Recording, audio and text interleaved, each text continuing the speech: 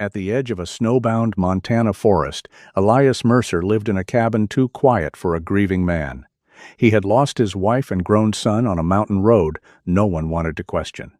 Then an old German shepherd named Vesper entered his life, limping, watchful, and carrying a past of her own.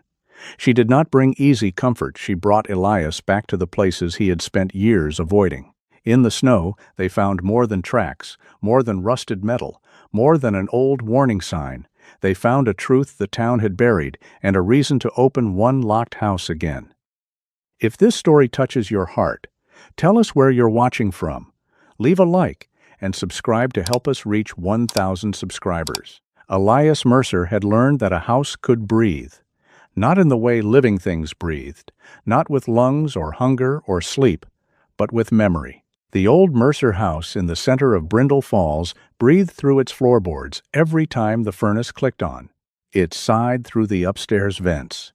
It whispered through curtains Naomi had chosen during a spring sale, pale blue with tiny white flowers, because she said winter needed something gentle to apologize for it. 3 years after she died, those curtains still hung in the front room. Elias had meant to take them down. He had meant to do many things.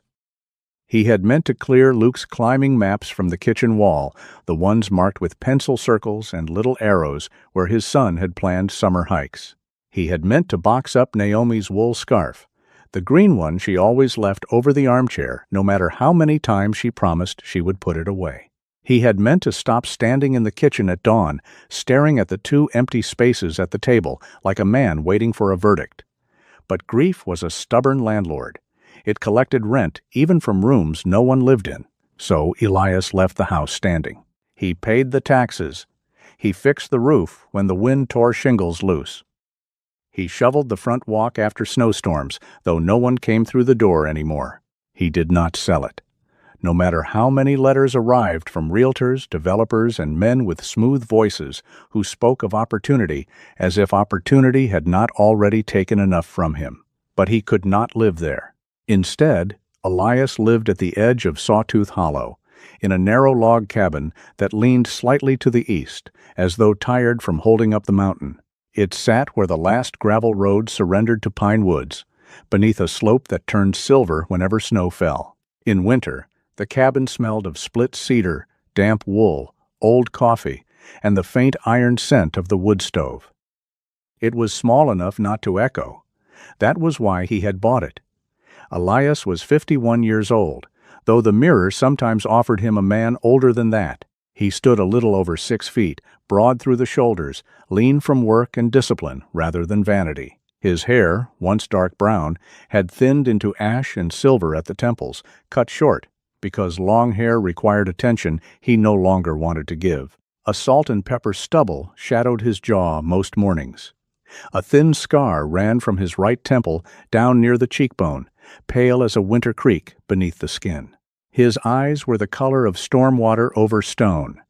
People in Brindle Falls often said he looked calm. They were wrong. Elias did not have calm. He had containment. Every morning before sunrise, he ran. He ran the narrow trail behind the cabin, past the deadfall pines and the frozen creek, up toward the lower ridges where the world opened into white slopes and black branches. He ran until his lungs burned. He ran until the old aches in his knees woke up and argued. He ran until his heart pounded louder than the memories. On better days, he climbed. On worse days, he worked. The Brindle Falls supply yard paid him by the hour to move lumber, stack cement bags, repair fencing, unload trucks, and do any job younger men complained about after 10 minutes. Elias never complained. He liked the blunt honesty of weight.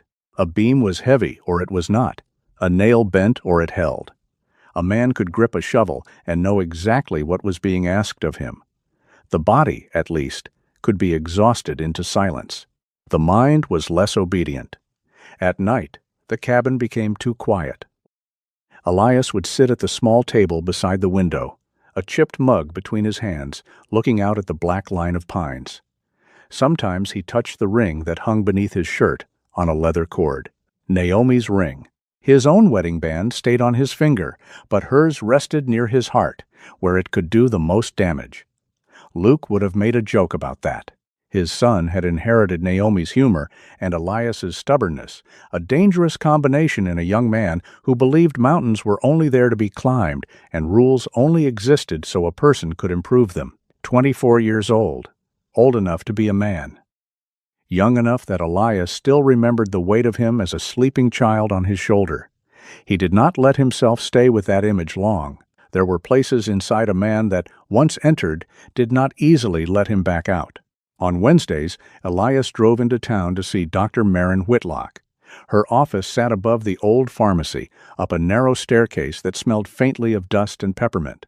Maren was 46, with calm brown eyes, chestnut hair usually tied low at the nape of her neck, and a way of listening that made silence feel less like a punishment. She did not crowd him with comfort. Elias appreciated that. Comfort, badly offered, could feel like someone stepping on a broken bone and calling it kindness. That afternoon, snow had begun to fall in slow, deliberate flakes beyond her window. "You're still giving away most of what you don't need," Maren said. Elias looked at the floor. "I don't need much." That wasn't a criticism. Sounded like one. A small smile touched her mouth. "That may be because you hear concern as accusation." He almost smiled back. Almost. He had spent the week repairing a fence for an elderly couple and quietly paying for a month of heating fuel for a man at the church shelter. He had also skipped 2 proper dinners and patched his left boot with duct tape. Maren knew enough not to call that generosity without also naming the wound beneath it. "You help people," she said, "but you rarely let people help you." "I'm not in need of rescue." "No," Maren said gently, "but you may be in need of company." The word landed harder than it should have. Elias shifted in the chair, broad hands resting on his knees. His knuckles were scarred from years of work, war, and old habits he did not speak about. People require explanations. Not always people. He lifted his eyes. Maren opened the folder beside her, but did not look down at it. "The rescue barn is holding a winter adoption day this weekend. June Haskell asked if I knew any veterans with experience around working dogs. She has a few animals who need quieter homes." "No." You answered quickly. "Because it's a bad idea." "Why?" Elias looked toward the window. Outside, the pharmacy sign swung gently in the wind. "Because dogs trust you." Maren waited. "And if they trust you," he added, voice lower, "you owe them." The room held that truth for a moment. He had worked with dogs before, overseas and stateside, dogs who moved through dust and smoke with a courage that made human bravery look like theater. He had seen what loyalty cost. He had seen it paid in blood, in silence, in a handler kneeling beside a body that would not rise again. Maren did not push. That was one of the reasons Elias kept coming back. "It's just an event," she said. "You don't have to adopt. You don't have to promise anything. You could simply stand near something alive for an hour." He huffed once through his nose. "That your professional recommendation?" "No," she said. "That's my human one." Later, Elias stopped at the old house. He had not planned to. The truck seemed to turn there by itself, tires crunching over snow as if following a path worn by ghosts. The house stood beneath a soft gray sky, tall and white-trimmed, with the porch Naomi had loved because it caught morning light. Snow rested on the railing. No footprints marked the steps. He sat in the truck for 10 minutes before going inside. The air was cold. He kept the heat low to save money, and because warmth made the house feel too close to alive. Dust floated in the hallway when he opened the door. The kitchen waited at the far end, neat and unbearable. On the counter sat a small ceramic bowl Naomi had used for lemons, empty now. Above the table, Luke's map still held its pencil marks. Elias reached up and touched one of the circled trails, a ridge route north of Black Antler Pass. His finger stopped there. Black Antler. The name was enough. Snow, headlights, a sheriff's voice. The terrible politeness of men who brought news because there was no gentle way to carry it. His hand fell. For a moment, the house seemed to draw breath around him. Then a knock sounded at the front door. Elias turned. Conrad Voss stood on the porch in a charcoal overcoat that looked too clean for the weather. He was 55, silver-haired, smooth-faced, and polished in the way of men who had never split their own firewood. Even the snow seemed reluctant to cling to him. "Elias," Conrad said warmly, as though they were old friends and not two men standing on opposite sides of a locked gate. "I saw your truck. That usually means someone's here." Conrad smiled, accepting the jab as if it were a compliment. "I won't take much of your time. You already are." The smile thinned, but only slightly. Conrad glanced past him into the hall. His eyes moved over the old house with the quiet appetite of a buyer imagining walls removed, floors refinished, history erased. "I wanted to speak with you again about the property." "No? You haven't heard the new offer." "I heard enough of the old ones." "This town is changing," Conrad said. "The resort road would bring business, jobs, visitors. Your land is central to that growth." "My land," Elias repeated. "Of course." Conrad adjusted one leather glove. "But sentiment can become expensive." Elias stepped onto the porch and closed the door behind him. Snow fell between them, soft as ash. Conrad lowered his voice. "You don't live here anymore. You barely maintain the place. Forgive me, but from the outside it looks less like devotion and more like decay." Something moved in Elias's jaw. Conrad saw it. Of course he did. Men like him lived by finding bruises and pressing gently. "I'm offering you a way forward," Conrad said. "A generous one." Elias looked at the street, at the white roofs of Brindle Falls, at the church steeple rising beyond the bare cottonwoods. The town looked peaceful from here. It always had. That was the trick of snow. It covered everything and called the world clean. "My wife planted sage by that porch," Elias said. Conrad blinked, thrown off by the softness of the answer. "My son broke his wrist falling off that maple when he was 9. Lied about it for 20 minutes because he thought I'd be mad." Elias looked back at him. "That house isn't an obstacle on your map." "I didn't mean—" "Yes, you did." The silence sharpened. At last Conrad's smile returned. Smaller now, colder. "Grief can make a man unreasonable." Elias opened the truck door. "Money can do worse." He left Conrad standing in the snow. That night, back at the cabin, Elias did something he had not done in months. He spoke aloud to the empty chair across from the table. It had been Naomi's chair, though here in the cabin she had never sat in it. Maybe that was why he could pretend. The wood stove cracked softly. Wind brushed snow against the windows. Outside, the pine trees swayed like old witnesses. "Marin thinks I need a dog," he said. The chair, mercifully, did not answer. She used nicer words. He rubbed both hands over his face, then let them fall. "You would have liked her. She doesn't let me get away with much." The cabin settled. Elias looked at the second mug on the shelf, the one he never used and never put away. He did not remember taking it down. Maybe he had done it earlier. Maybe some part of him still prepared for company before the rest of him could object. He sat there a long time. Then, quietly, because the truth embarrassed him, he said, "I'm tired, Naomi." The words did not break him. That surprised him. They simply entered the room and stayed. Near midnight, snow brightened the porch in silver-blue light. Elias stood at the window, watching it gather on the steps. For a moment, he saw the old house, the empty kitchen, Conrad's clean gloves, Marin's steady eyes, Luke's map, Naomi's scarf. He had spent 3 years guarding the dead from the living. Maybe that was not the same as loving them. The thought was small, dangerous, and strangely warm. By morning, the snow had stopped. The world beyond the cabin shone white and new, though Elias knew better than to trust appearances. He dressed in his olive-drab combat shirt, the fitted body worn soft with age, camouflage sleeves marked by faint horizontal bands at the upper arms. Over it he pulled his old canvas jacket. He laced his boots, touched Naomi's ring beneath his shirt, and picked up his keys. At the door, he paused. There was still time not to go. Still time to make coffee, stack firewood, run until his knees ached, and call that survival. Instead, Elias stepped into the cold. His truck started on the second try. The road into town curved beneath the pines, sunlight flashing through branches like broken glass made holy. Elias drove toward the rescue barn with both hands on the wheel, not because he had decided to heal, not because he believed in signs, not because grief had loosened its grip.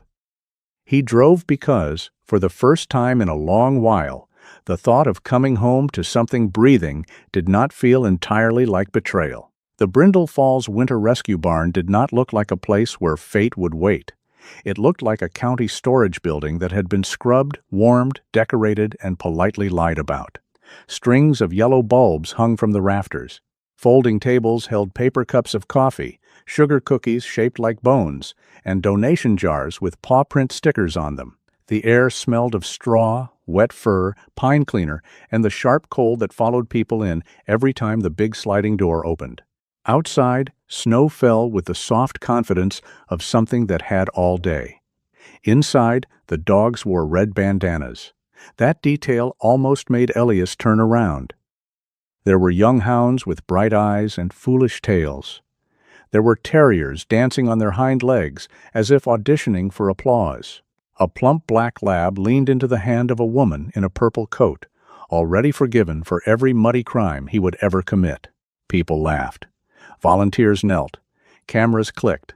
Someone's grandmother called every dog sweetheart in the exact same voice. Elias stood near a stack of hay bales and kept both hands in his jacket pockets. He had not expected the place to feel cheerful. That made it worse, somehow. Cheerfulness had a way of putting grief in a corner and telling it not to drip on the floor. He wore his old canvas jacket over the olive combat shirt he had put on that morning without thinking. The fitted body of the shirt still held its shape, olive drab through the torso, camouflage sleeves worn pale at the elbows, faint horizontal bands at the upper arms. It was not a uniform. Not anymore. But the cloth remembered things. So did he. A beagle puppy sneezed near his boot. Elias looked down. The puppy sneezed again, offended by winter, existence, and possibly Elias himself. Against his will, Elias almost smiled. "Careful," a woman said beside him. "That one weaponizes cuteness." 3 families have already surrendered.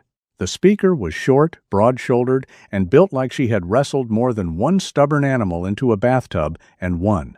Her silver hair escaped from under a red wool cap, and a ring of keys hung at her belt, clinking whenever she moved. Her barn jacket was patched at both elbows. One pocket bulged with dog treats. "June Haskell," she said, offering a hand. "I run the place," which is a dignified way of saying I get bitten, peed on, and ignored by donors. Elias shook her hand. Her grip was warm and blunt. "Elias Mercer. I know who you are." She looked him over, not unkindly. Marin called. Of course she had. Elias glanced toward the exit. "Then you know I'm not here to be talked into anything." "Good. I hate talking people into things. They blame you later." June nodded toward the cheerful chaos. "You can look around. Drink bad coffee. Pretend not to like anything. That's a common first step. I'm not looking for a puppy." "I didn't think you were." Something in her tone made him look at her more closely. Before he could ask, the barn door rolled open again. Cold air swept inside, and with it came Conrad Voss. The room shifted around him, not dramatically. Brindle Falls was too practiced for that. But shoulders straightened. Volunteers smiled too quickly. One of the county commissioners near the coffee table touched his tie, though no tie had been endangered. Conrad entered in a charcoal wool overcoat, leather gloves, polished boots, silver hair combed back as neatly as if Weather were a servant who knew better than to muss him. He carried no dog treats.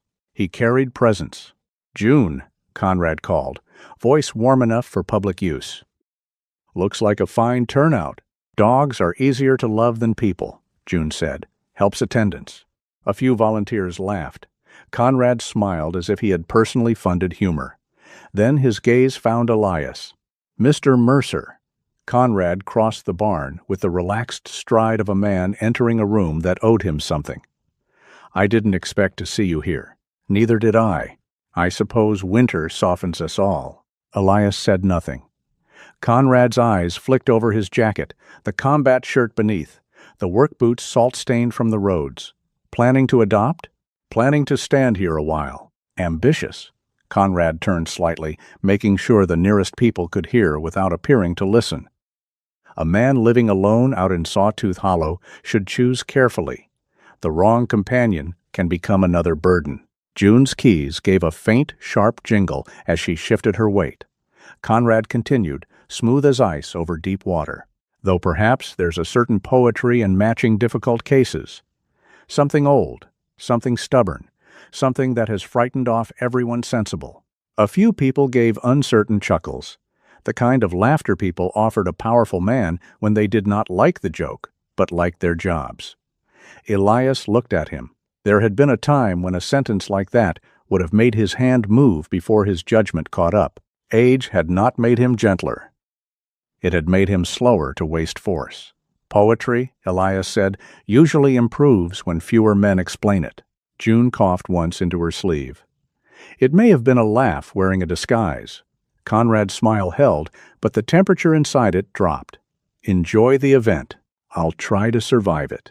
Conrad moved on to shake hands with donors, leaving behind the faint scent of expensive wool and something Elias had come to associate with men like him, the confidence of never having to raise their voice. June watched him go. That man could make a Christmas card feel like a tax notice.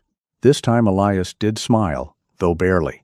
June nodded toward a side door, half hidden behind stacked crates. Come on. The dog I mentioned isn't out here. I didn't ask about a dog. No, June said. But you didn't leave either. That was irritatingly true. She led him through the side door into a narrower corridor where the noise of the adoption event dropped behind them. Here the barn felt less decorated and more honest. Concrete floor, metal drains, stacks of clean blankets, a whiteboard marked with feeding times and medication notes. The smell of disinfectant was stronger. At the far end stood a woman in a sheriff's department jacket, arms folded, dark hair cut to her jaw and threaded with silver. She had the stillness of someone who noticed exits before furniture. A radio with old tape along one side rested on her shoulder.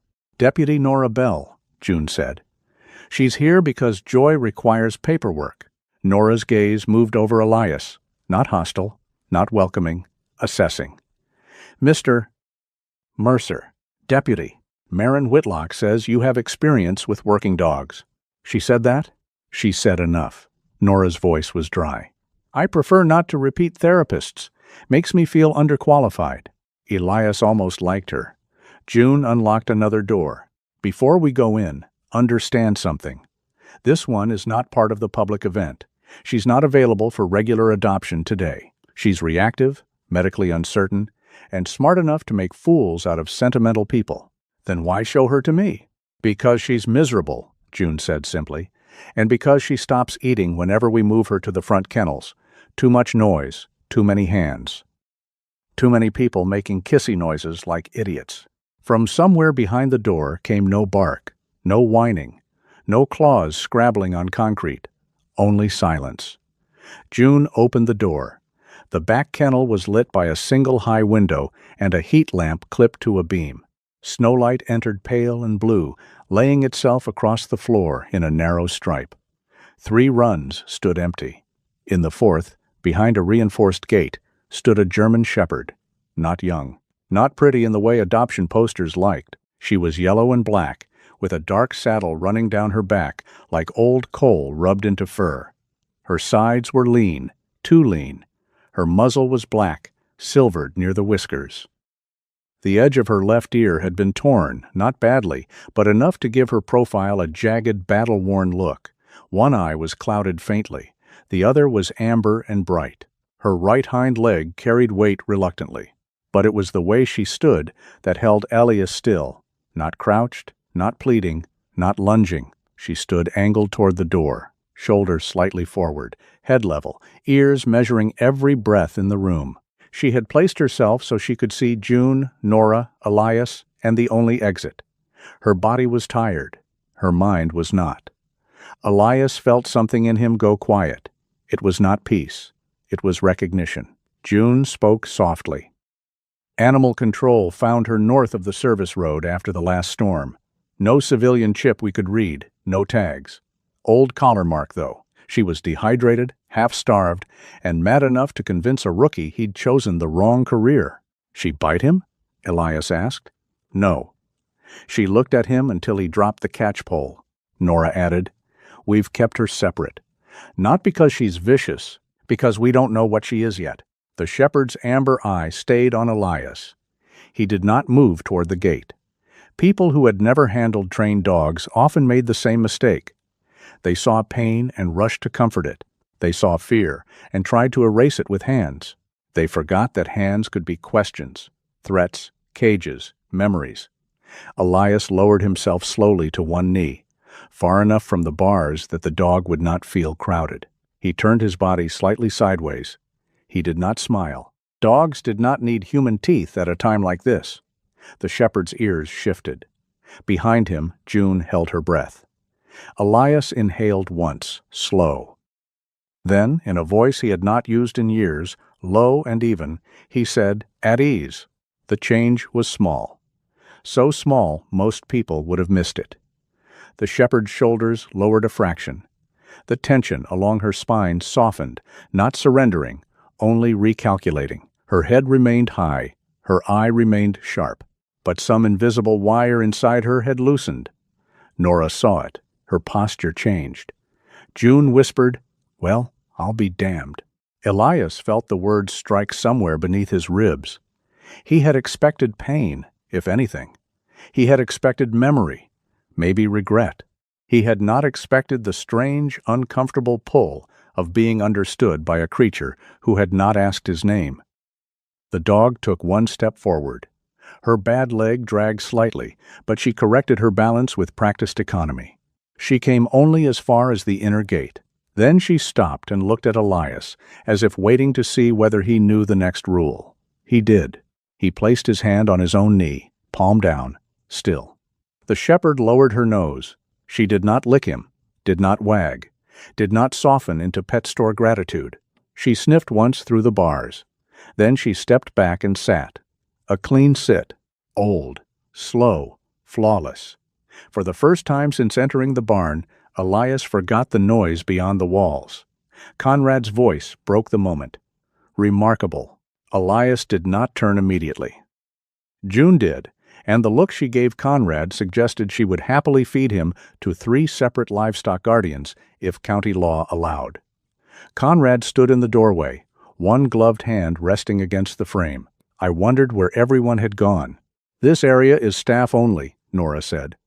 I fund half this staff, Conrad replied pleasantly. No, June said. You fund half the coffee and take credit for the dogs. Conrad ignored her. His eyes fixed on the shepherd, then on Elias kneeling before the gate. Something like amusement touched his mouth. Well, he said, there's your match, Mercer. The shepherd's ears angled toward him. Elias rose slowly. Conrad stepped closer, peering into the kennel as if inspecting damaged equipment. Old, difficult, past whatever usefulness she once had, but still theatrical. He glanced toward Elias. You two could sit by the fire and frighten children with stories of better days. Nora's jaw tightened. June's face went red. But Elias did not flare. The anger came. Yes, clean and hot, but it passed through him and found no loose weapon in his hands. He looked back at the shepherd. The dog had not retreated. She stood again, her body angled now between Conrad and the others, tired leg and all. That decided him. Not pity, not defiance, not Conrad. The dog had heard cruelty enter the room and had still chosen her post. What's her name? Elias asked. June's expression shifted. We don't know. We've been calling her Shepherd 8 on the intake chart, which is a crime against language. Elias studied the dog's amber eye, the clouded one beside it, the black and gold fur dulled by neglect but not stripped of dignity. Outside the high window, late afternoon light had begun to fade toward blue. That hour, just before night, when the world held its breath and even the pines seemed to listen. Vesper, he said. June was quiet for a moment. Evening prayer. Elias nodded once. Something like that. Conrad gave a soft laugh. Poetic after all. Elias turned to him at last. You were right about one thing. Conrad lifted an eyebrow. She isn't for sensible people. The room went still. June's mouth twitched. Nora looked from Elias to the dog, then back again. This is not a same-day adoption. I figured. She'll be fostered to adopt, Nora said. Supervised. Home inspection. Vet appointment within 48 hours. No off-leash activity. No public exposure until we assess her. No training drills unless cleared. If she shows aggression you can't manage, she comes back. Elias nodded. June added, and if you try some macho nonsense because you think old war stories make you invincible, I will personally remove her from your care and shame you in church. I don't go to church. I'll start a rumor. More efficient. Elias looked at Vesper. She had remained standing, watchful, waiting. I won't force her, he said. That answer mattered more than he knew. June heard it. Nora did too. Conrad's amusement faded, replaced by something tighter. The joke had gone wrong. It had walked out of his hands and chosen another meaning. Suit yourself, he said. I'm sure the two of you will make a charming picture. Ruins beside ruins. Elias did not answer. Vesper did. A low sound gathered in her chest. Not a full growl, not a threat thrown wild. A warning, measured and ancient, like thunder still hidden behind the mountain. Conrad's eyes flickered. Only for a second, but Elias saw it. So did Nora. Conrad smoothed his glove. Deputy, June. He left. The air seemed warmer after him. June exhaled. I hate that man in a way that keeps me young. Nora stepped closer to the kennel, careful not to crowd the dog. You understand what you're taking on, Mercer? No, Elias said. That earned him Nora's first almost smile. Good. Honest answer. June brought the paperwork on a clipboard, along with a worn leather lead and a temporary orange ID tag. Elias signed where he was told. Foster agreement, medical acknowledgement, liability forms, contact numbers. Nora reviewed each condition with the precision of a woman who trusted procedure more than emotion. Elias did not resent it. Rules, when made for protection rather than power, had their place. When June opened the kennel, Vesper did not rush out. She waited. Elias crouched again and clipped the lead to her collar, slow enough for her to stop him if she chose. Her fur smelled of straw, antiseptic, and cold iron. Up close, he could see the pale patch on her chest, a narrow streak of lighter gold, like a scar made of sunlight. You ready? He asked. Vesper looked past him to the open door. Then she stepped out. The walk through the barn changed everything. At first, the adoption crowd barely noticed. Then one childless couple with a terrier turned to look. A volunteer stopped pouring coffee. The black lab at the front table whined and tucked closer to his new owner. Vesper did not bark. She did not pull. She moved with a slow limp, head level, eyes traveling from person to person, exit to window, window to door. She walked half a step behind Elias and slightly to his left. Not heel, exactly. Not pet, position. The old pattern pressed into Elias's memory like a thumb against a bruise. Conrad watched from near the donation table, surrounded by people who wanted his money and feared his disappointment. His smile had returned, but it sat poorly on his face now. Elias felt the lead in his hand, light but real. For years, he had avoided holding anything that might pull back. At the truck, Vesper stopped. She looked at the cab, looked at Elias, looked at the road beyond. You don't have to like it, he said.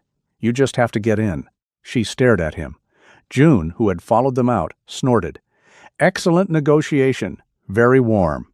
Elias opened the passenger door and lifted the blanket he had spread over the seat that morning, though he had told himself he was only being practical.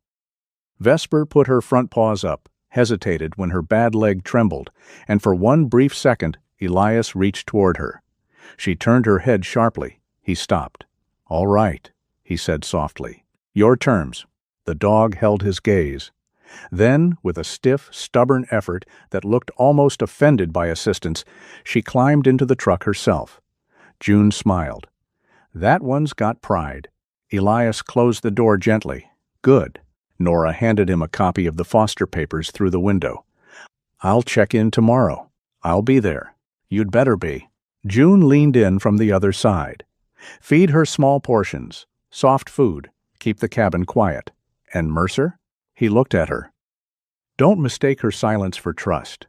Elias glanced at Vesper. She sat upright in the passenger seat, not relaxed, not afraid, watching the rescue barn through the windshield, like a soldier leaving one battlefield and refusing to turn her back too soon. I won't, he said.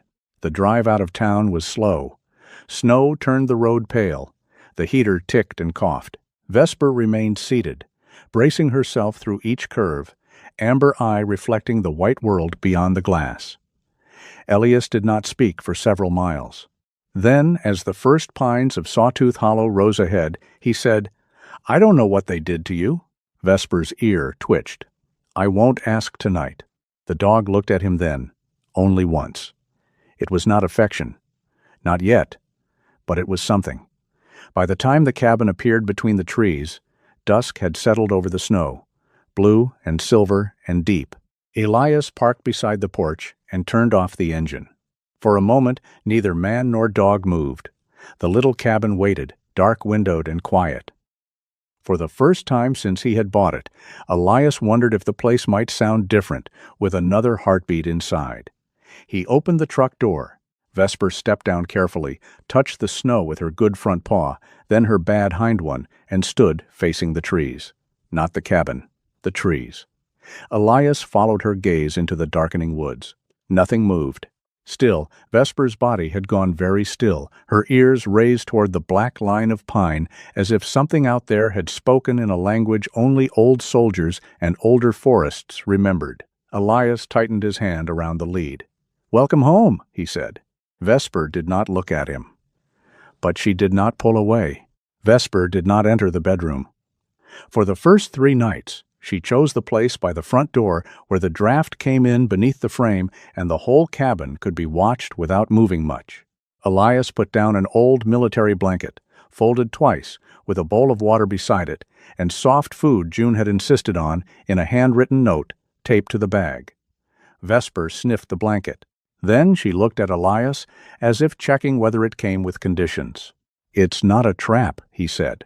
She stepped onto it with one paw, tested the fabric, circled once with the careful stiffness of an old soldier lowering herself into a trench, and lay down facing the door. That was the arrangement. Elias did not ask for more.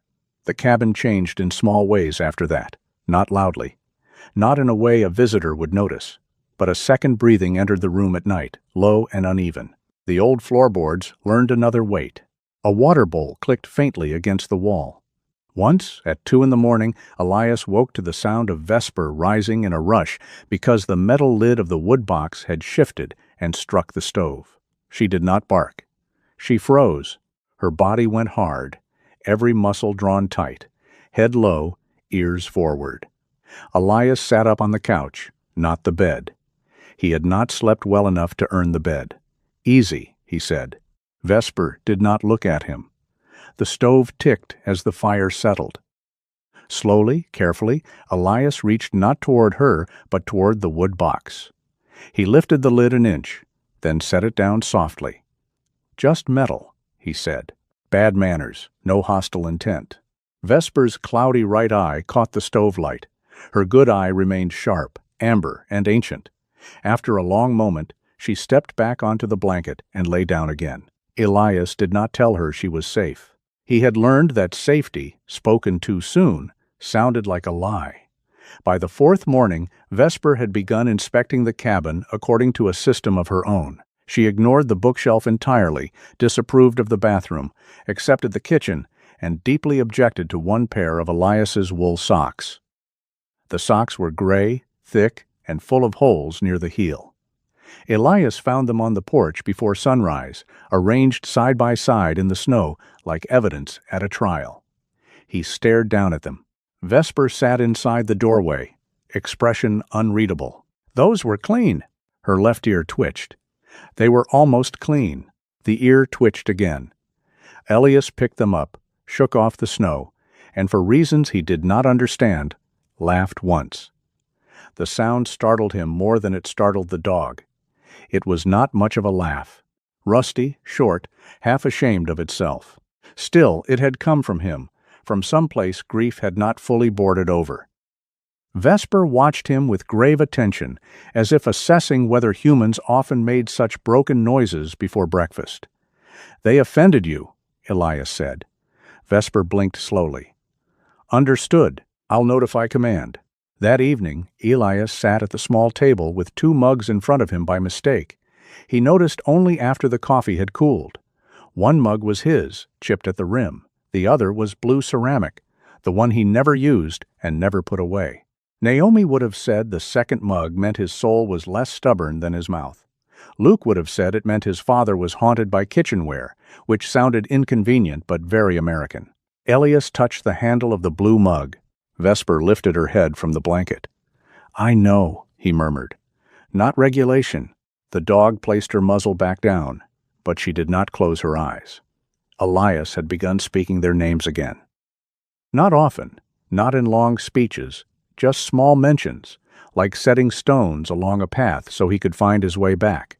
Naomi liked the first snow, he told Vesper one night while sharpening a carpenter pencil with his pocket knife. Said it made the world look like it had decided to start over. The blade scraped wood in slow curls. Luke hated shoveling it, loved climbing in it. That boy could contradict himself before breakfast. Vesper gave a long, weary sigh from the doorway. Elias looked over. Yes. He was young. Youth is mostly contradiction, with better knees. Another sigh. He found, in those quiet exchanges, that talking to Vesper was not like talking to the empty chair. The chair gave nothing back. Vesper did not answer in words, but she reacted. An ear, a glance, a shift of weight, a judgment, often severe. When Elias's voice grew too soft around Naomi's name, Vesper sometimes lowered her head all the way to the floor, not asleep, not bored, only present, like a sentry outside a chapel. She still would not let him touch her head. The first time he forgot and lifted his hand too high, she moved away so fast the bowl rattled. Elias dropped his arm at once. "Sorry." Vesper stood near the stove, wary but not panicked. Elias turned his palm down and held it near his own knee. "Shoulder only. Your call." A minute passed, then another. At last Vesper came forward, not because she had forgiven him, but because she had decided the correction had been understood. She stopped at his side and allowed his fingers to rest lightly against the fur above her shoulder. Her body was warm, too thin beneath the coat. The bones there spoke of hunger, age, and roads too cold to remember kindly. Elias did not stroke her. He simply kept his hand still until she stepped away. "Fair terms," he said. After a week, he began taking her on short walks. Not runs, not drills. Nothing Nora Bell could write him up for in her neat, merciless handwriting. Just slow morning walks along the lower trail behind the cabin where the pine branches bent under snow and the creek made black music beneath its lid of ice. Vesper walked with effort, favoring the bad hind leg, but her attention never weakened. She read the forest differently from any pet Elias had known. She noted the squirrel tracks, yes, and the deer paths, but those were not what interested her most. Her nose paused over places where machines had passed months before. Her ears tilted toward the distant grind of a snowplow before Elias heard it. She stopped beside a broken branch where sap had frozen into amber tears and studied the air as if the whole mountain had left a message there. "You're not retired," Elias said one morning. "You're just unpaid." Vesper ignored him, which seemed to confirm it. On the 9th day, Elias chose the longer path. He told himself it was because Vesper needed variety, because the vet had said gentle movement would help her joints, because the weather was clear and the snowpack firm. All true enough. Not the whole truth. The longer path bent north, toward Black Antler Pass. He did not notice his breathing change until Vesper stopped and looked back at him. The trees thinned ahead. Beyond them, the old service road climbed between rock walls, its surface hidden beneath plowed snow and ice. Farther up, where the road narrowed before the pass, Naomi and Luke had gone over the shoulder 3 winters ago. Elias's hand tightened on the lead. "We're not going that way." Vesper stood still, her nose lifted. Her good eye narrowed toward the road, not at the place where the guardrail curved, but lower, toward a sidetrack half buried under drifted snow. Elias pulled gently. Vesper. She did not move. Not defiant, not afraid, simply certain. He felt anger rise, sudden and unreasonable. Not at her, at the road, at the mountain, at the cold blue morning for looking beautiful where it had no right. "No," he said, harder. Vesper turned then and stepped in front of him. Her old body formed a crooked barricade between him and retreat. It was absurd. She was thin, lame, half a ghost of whatever powerful creature she had once been. Elias could have lifted her if he wanted. Instead, he stood there with snow gathering on his boots and felt a pressure build behind his ribs. "Don't," he whispered. The word came out before he knew who it was meant for. Vesper did not soften. She did not lean into him. She did not perform comfort like a trick. She just stood there, holding her place in the white world, while Elias fought a battle no one else could see. He had avoided this road for 3 years. Avoidance had begun as survival, then become ritual, then law.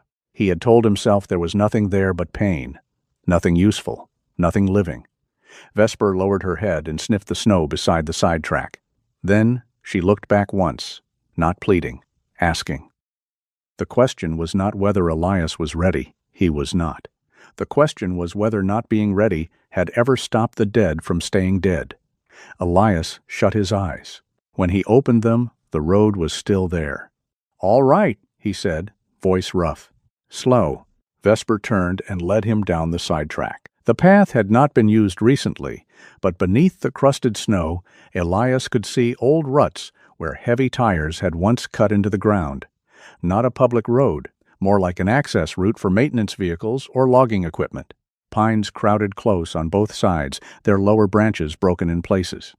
The air carried the faint smell of rust, frozen mud, and something oily the cold had not fully buried. Vesper moved with new focus. Her limp remained, but her mind seemed to pull the body forward. She stopped near an abandoned ranger outpost half hidden behind spruces, then veered toward a rusted barrel tipped on its side beside a collapsed woodpile. Elias followed, every sense sharpening despite himself. The snow there was shallower, scoured by wind. Vesper sniffed around the barrel, pawed once at the ground, then sat. Not a casual sit, a marker. Elias stared at her. "You find something?" Vesper kept her eyes on him. He crouched and brushed snow aside with one gloved hand. Beneath the powder lay frozen leaves, dirt, and the edge of something metal. He dug carefully until he could grip it and pull. A bent piece of road sign came free with a shriek of ice. It was not large, maybe 2 feet across, torn from a bigger warning marker. The front was scraped nearly bare, but a few black letters remained under grime and frost. Slip. Elias stopped breathing. He turned it over. On the back, beneath rust and old mud, clung a smear of faded orange paint. Survey paint. The kind used to mark routes, equipment, temporary work zones. His pulse beat once, hard, then again. Vesper remained seated in the snow, silent as a judge carved from winter. Elias looked toward the pass above them. The official report had said, black ice, poor visibility, a sudden loss of control. No mention of missing signs, no mention of a service track, no mention of construction paint. His first thought was ridiculous. His second was worse. He tucked the metal under one arm and stood too quickly. The trees tilted for a second. Vesper rose with effort, watching him. "This doesn't mean anything," he said. The words sounded weak. Vesper turned back toward the cabin, as if she had no interest in arguing with lies. By noon, Elias had placed the sign fragment on his kitchen table. He circled it for an hour. He called Marin, then hung up before the line connected. He considered calling Nora, then imagined her asking reasonable questions he could not answer. "Where did you find it? Why were you there? How do you know it mattered? Why now?" The last question was the worst. Because a dog looked at Snow differently than I did. That would not hold in any room where men signed official forms. Near 2 o'clock, Elias drove toward the church basement, where the winter meal program served soup 3 times a week. He did not bring Vesper inside. June had warned against crowded spaces. The dog stayed in the truck with the window cracked, wrapped in a blanket, watching every person who crossed the lot. Inside, the church basement smelled of vegetable broth, coffee, wet boots, and old hymnals. Men and women sat at folding tables beneath fluorescent lights, some speaking softly, others eating with the steady concentration of people who knew warm food was not a small thing. Elias found Orville Tate near the back wall. Orville wore an oversized army coat that had faded into a color somewhere between green and surrender. His white beard was uneven, his red wool hat sat crooked, and a small brass bell hung from the side of his battered backpack. He was addressing 2 crows through the narrow basement window, though the glass was closed and the birds outside seemed unimpressed. "No, absolutely not," Orville told them. "I am not appointing a 3rd subcommittee. The last one ate my crackers." Elias stood beside the table. Orville looked up. His eyes were pale blue, watery at first glance, but not empty. "Mercer, you here to donate soup or interrogate the soup? I need to ask you about Black Antler Pass." The humor did not leave Orville's face all at once. It drained from the edges inward. "That mountain charges interest," he said. Elias sat across from him and placed the sign fragment on the table, wrapped in an old towel. Orville did not touch it. He stared. The room around them seemed to continue as before, spoons scraping bowls, chairs shifting, someone laughing near the coffee urn, but at that table the air changed. "Where'd you get that?" Orville asked. "Service track north of the pass, near the old ranger outpost." Orville's fingers tightened around his spoon until they trembled. "You shouldn't go poking there." "Why?" "Because things poke back." Elias waited. Orville looked toward the window, toward the crows, toward anything but the metal between them. When he spoke again, his voice had lost the theatrical wobble he used for jokes. "I worked road maintenance once," he said. "Part-time. Before I became a cautionary tale with boots." "I know." "No, you don't." Orville's eyes flicked to him.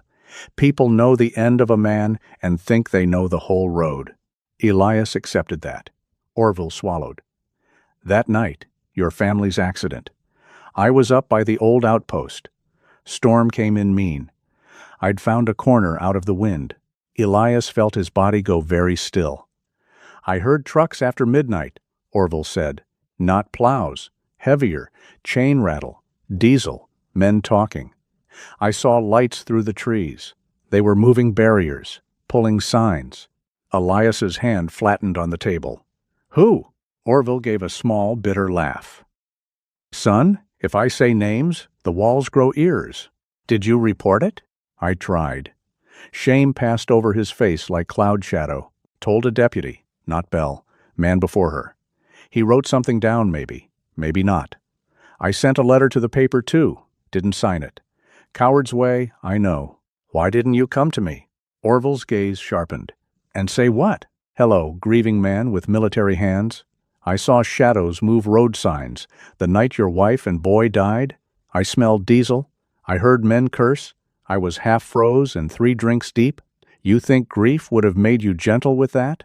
Elias had no answer. The old man looked back at the sign. His voice dropped. "They made that road look like it had always been empty. By morning, Snow did the rest." Snow is a fine accomplice. Pretty face. No conscience. Elias heard his own pulse. Naomi's laugh came to him suddenly, not as a ghost but as a memory cruelly alive. Luke's hand on the kitchen map. The sheriff's voice. Black ice. Poor visibility. No one's fault. No one's fault. The words, once dull from repetition, grew teeth. Outside the basement window, one of the crows hopped along the sill and struck the glass with its beak. Tap. Orville flinched. Elias looked at the sign fragment between them. It had seemed heavy in his hands before. Now it felt like the first bone of something buried. "Orville," he said carefully, "do you know who was on that road?" The old man's mouth twisted. I know whose trucks weren't supposed to be." He would say no more. Not then. When Elias stepped back into the cold, Vesper was standing in the passenger seat, front paws braced, eyes fixed on him through the windshield. The blanket had slipped to the floor. Her body looked tired, but alert. Elias opened the door. She sniffed the air around him, then the towel-wrapped metal in his hand. For a moment, he thought of taking it to Nora immediately. He thought of marching into Conrad's office. He thought of every violent, useless thing grief could dress up as justice. Instead, he climbed into the truck and sat there without starting the engine. Vesper lowered herself carefully beside him, her bad leg trembling once before, settling. Elias looked toward the white line of the mountains beyond town. For 3 years, Payne had been a room without windows. Now a crack had opened in the wall. It did not show him freedom. Not yet. Only a sharper darkness, and somewhere inside it, a question. What if Naomi and Luke had not simply been taken by winter? What if winter had only covered the tracks? Elias did not go to Conrad Voss. That was the first victory, though it did not feel like one. For most of the drive back from the church basement, rage sat beside him in the truck like another passenger, broad-shouldered and breathing smoke. It offered him useful images. Conrad's office door kicked open, the rusted sign slammed onto a polished desk, Elias's hand around the man's perfect collar. Grief liked violence because violence gave it something simple to do. Vesper sat in the passenger seat, wrapped in the old blanket, her cloudy eye half closed and her amber eye fixed on the road. "You're judging me," Elias muttered. Her ear twitched. "I haven't done anything." The ear twitched again. Yet, snow dragged thin white veils across the highway. Brindle Falls looked gentle under it, the church steeple rising like a finger telling heaven to keep quiet. Elias passed the bank, the diner, the real estate office where glossy photographs of future resort cabins filled the window. At the center of town stood a billboard for Voss Ridge Holdings, showing a smiling family on skis beneath the words, "A brighter winter for Brindle Falls." Elias almost pulled over. Instead, he drove to Dr. Marin Whitlock's office. Marin did not act surprised when she opened the door and found him standing there with a piece of rusted metal wrapped in a towel. She only looked at his face, then stepped aside. "Come in before you decide to solve something with your fists. That obvious? You have a very loud silence?" Vesper was not allowed inside the therapy office yet, so Elias left her in the truck with the heater running low and the window cracked, parked where he could see her from Marin's upstairs window. The dog sat upright, watching pedestrians as if each one might be carrying orders from a forgotten war. Marin's office smelled of peppermint tea and old paper. Elias placed the sign fragment on the coffee table. Marin did not touch it. That was one of her gifts. She knew when an object was not merely an object. He told her about Orville, the trucks, the barriers, the missing warning sign. He spoke without drama, because if he let emotion near the words, the room might not hold him. When he finished, Marin leaned back, hands folded over the green-gray notebook in her lap. "What do you want to do?" she asked. "You know what I want to do. I know what anger wants. I'm asking what Elias wants." He looked at the sign. The remaining letters stared back. Slip. Not even a whole word. Just the broken beginning of a warning no one had been allowed to read. "I want him to admit it," Elias said. "Conrad, I want him to look me in the eye and say he knew. And if he doesn't?" Elias said nothing. Marin's voice softened. "Then you need more than pain. Pain is evidence to the person carrying it, not to everyone else. That's supposed to calm me down?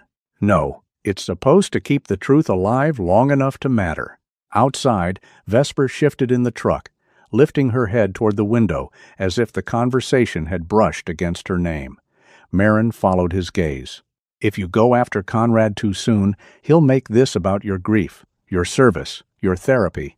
He'll call it instability before anyone can tie it evidence." Elias's jaw tightened. "He will use your wounds," she said. "Don't hand them to him sharpened." The words landed hard because they were true. By late afternoon, Elias had driven to a narrow brick storefront 2 blocks from the courthouse. A faded sign above the door read, The Brindle Ledger. The local paper had been there since before Elias was born, surviving recessions, floods, 3 mayors, and the internet mostly through stubbornness and obituaries. Inside, the office was warm, cluttered, and smelled like black coffee that had given up on being fresh around noon. A woman stood over a layout table, red pencil tucked behind one ear, silver blonde bob falling along her jaw. She wore a charcoal sweater, dark trousers, and a brick-red scarf looped twice around her neck. Her face was narrow, sharp, with sleepless intelligence. She looked up, saw Elias, then saw the towel in his hand. "I'm not taking ads for snow tires after 4, she said. "I'm not selling tires." "Good." "I hate writing cheerful copy about rubber." "Lydia Kearns?" "Depends who's asking." "Elias Mercer." That changed the air, though not her expression. Lydia Kearns had edited the Brindle Ledger for 12 years and had irritated every powerful man in town at least once, which made Elias trust her slightly more than average. Still, she did not look eager to become part of anyone's crusade. "I remember your family," she said, not gently, but carefully. "I'm sorry. People keep saying that." "Yes," Lydia said. "We're very poor at inventing new words for the unbearable." Elias placed the sign fragment on a stack of old newspapers. Lydia did not touch it immediately. Like Marin, she understood weight. He told the story again.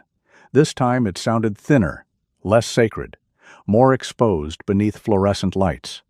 Lydia listened without interrupting. When he mentioned Orville's letter, her eyes shifted away for half a second. "You got one," Elias said. She took the red pencil from behind her ear and set it down. "Maybe. That means yes. It means this paper receives a great many unsigned letters from men who believe the county commission is controlled by elk, angels, or Canadians. Orville isn't crazy." "No," Lydia said quietly. "But he was unreliable. Or at least, that was the easy word for him. The admission did not come with self-defense." That made it harder to hate her. "I remember the letter," she said after a moment. "Not all of it. Something about trucks at Black Antler Pass. Warning barriers. Voss survey crews. I put it in a folder for follow-up. And then the folder became one more thing on a desk full of things. Conrad bought 6 months of full-page ads for the resort proposal. The county issued a statement saying the accident was weather-related. Orville disappeared for a while. Her mouth tightened. And I let the story die.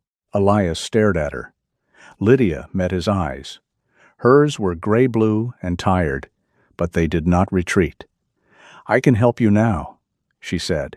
"That doesn't improve what I failed to do then." "No," Elias said. "It doesn't." She nodded once, accepting the blow. Then she picked up the sign fragment with both hands, turned it over, and studied the orange paint on the back. "This kind of marking," she said, "looks like temporary survey paint." "That's what I thought." "Thought? Or knew?" "Thought." "Good.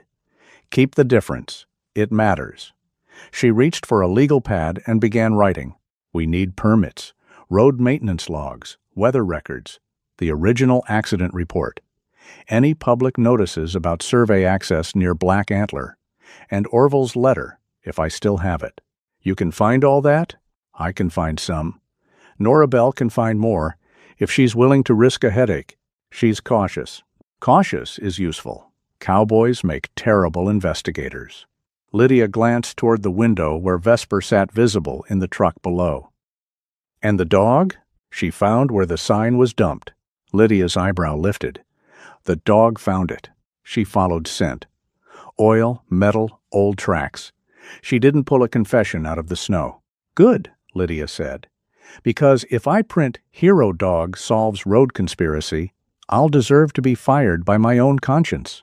Despite himself, Elias almost smiled. Lydia saw it and returned to writing before either of them could be embarrassed. The next day, Deputy Nora Bell arrived at Elias's cabin just after sunrise. She stepped from her cruiser in a dark sheriff's jacket, black gloves, boots biting into crusted snow. Vesper watched from the porch, body angled, not growling, but making no promises. "Dog looks better," Nora said. "She hates my socks. Shows judgment." Elias handed her coffee in a travel mug. She accepted it, sniffed once, and looked mildly surprised it was drinkable. Inside the cabin, the sign fragment lay on the table between them. Nora read Elias's notes, then Lydia's list, then Orville's name. "I don't like old cases built on bad memory," she said. "I don't either. I don't like dogs as evidence." "She isn't evidence." "Good." Nora sat down without being invited, which seemed to be her way of entering the matter officially. She pulled a folder from her bag, a copy of the accident report. "I looked at it last night," she said. Elias felt his hand close around his mug. Nora tapped the top page. "Not reopening anything yet, understand?" "I understand words." "Then understand these. There are gaps." The cabin seemed to listen. "The report has only 6 scene photographs," Nora continued. "For a fatal double vehicle recovery in winter mountain conditions, that's light. Time of road crew arrival is listed as 2:40 a. But dispatch notes suggest the plow wasn't called until after 3. Barrier condition is marked not applicable, which makes no sense at that curve. There's a maintenance appendix referenced, but not attached. Missing? Maybe misfiled? Maybe never included." Nora's eyes sharpened. "Maybe removed. We are not saying which until we can prove it."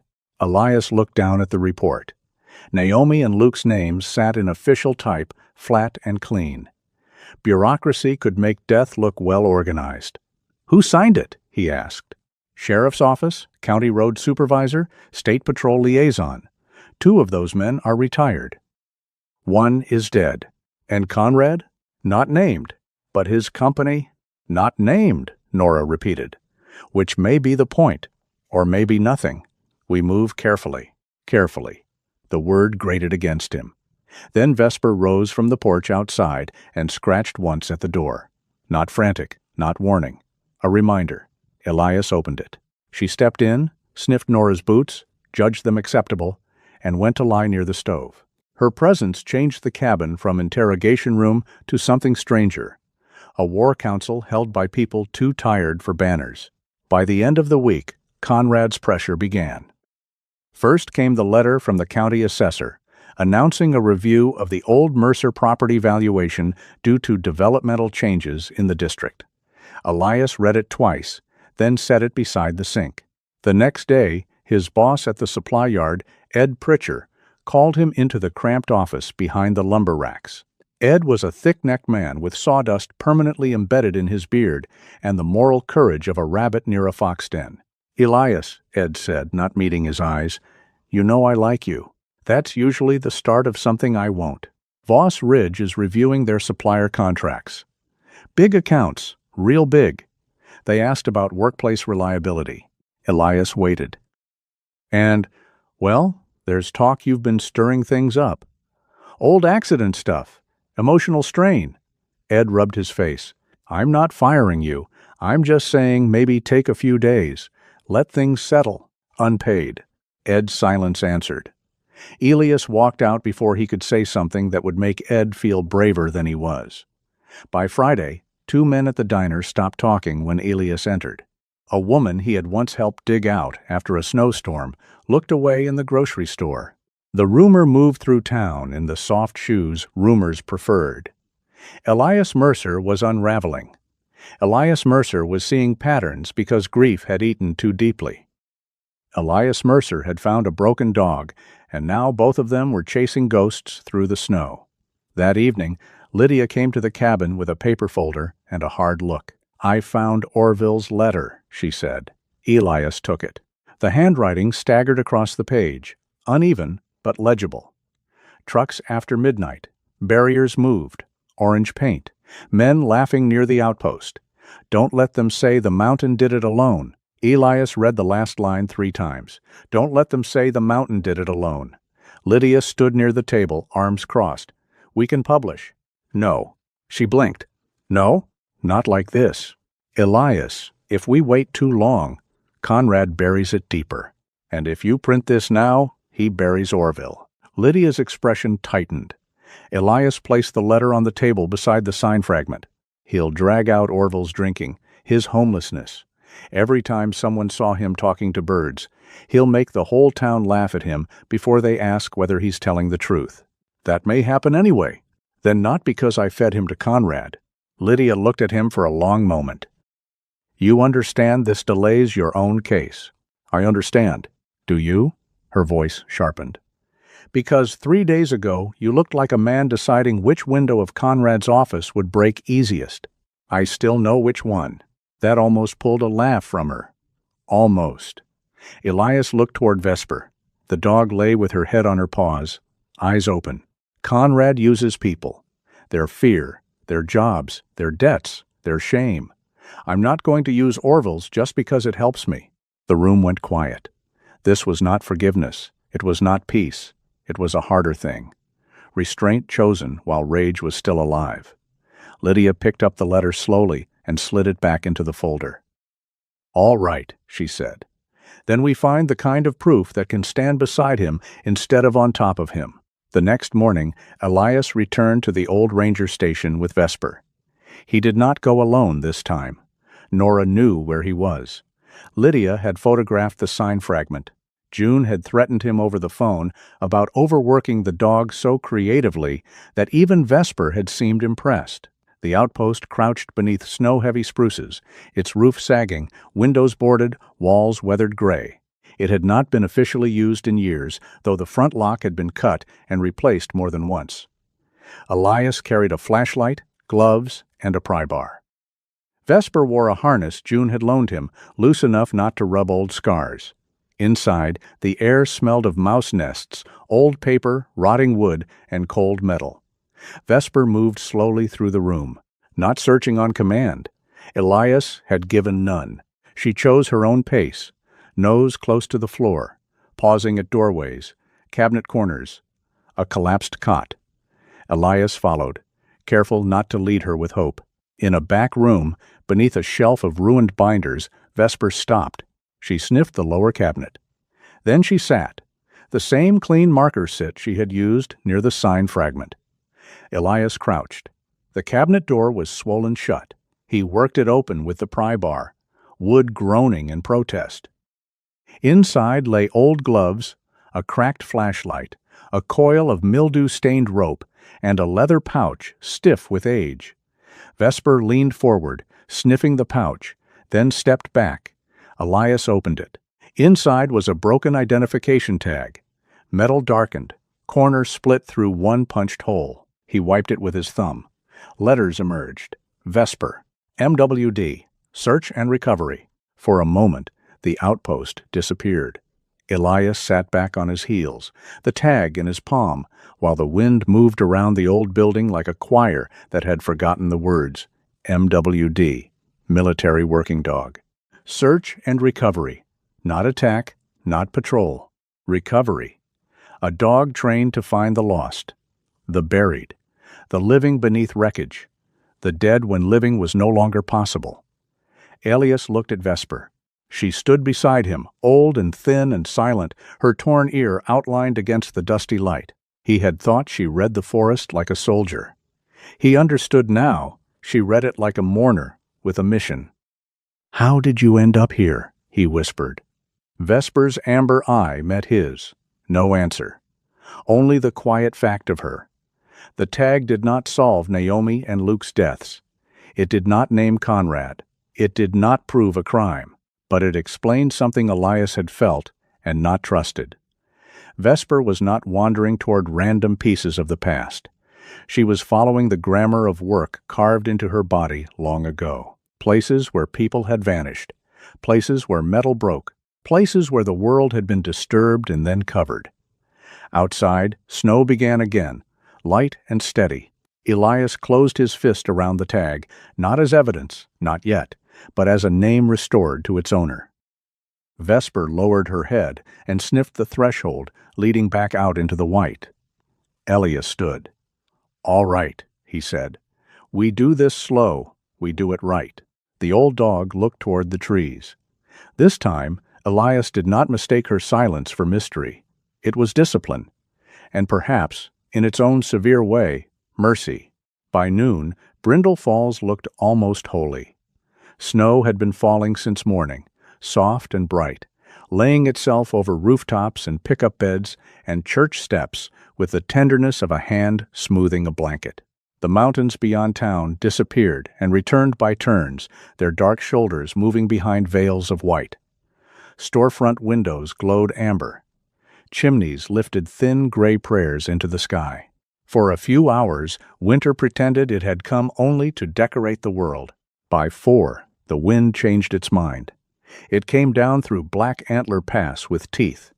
The snowfall turned sideways. Branches slapped against windows.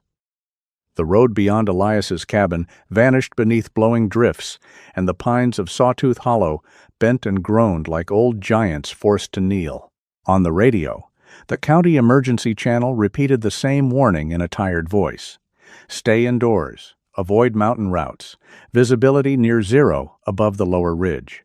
Elias stood by the kitchen counter, checking the batteries in his headlamp. He had no reason to be uneasy yet.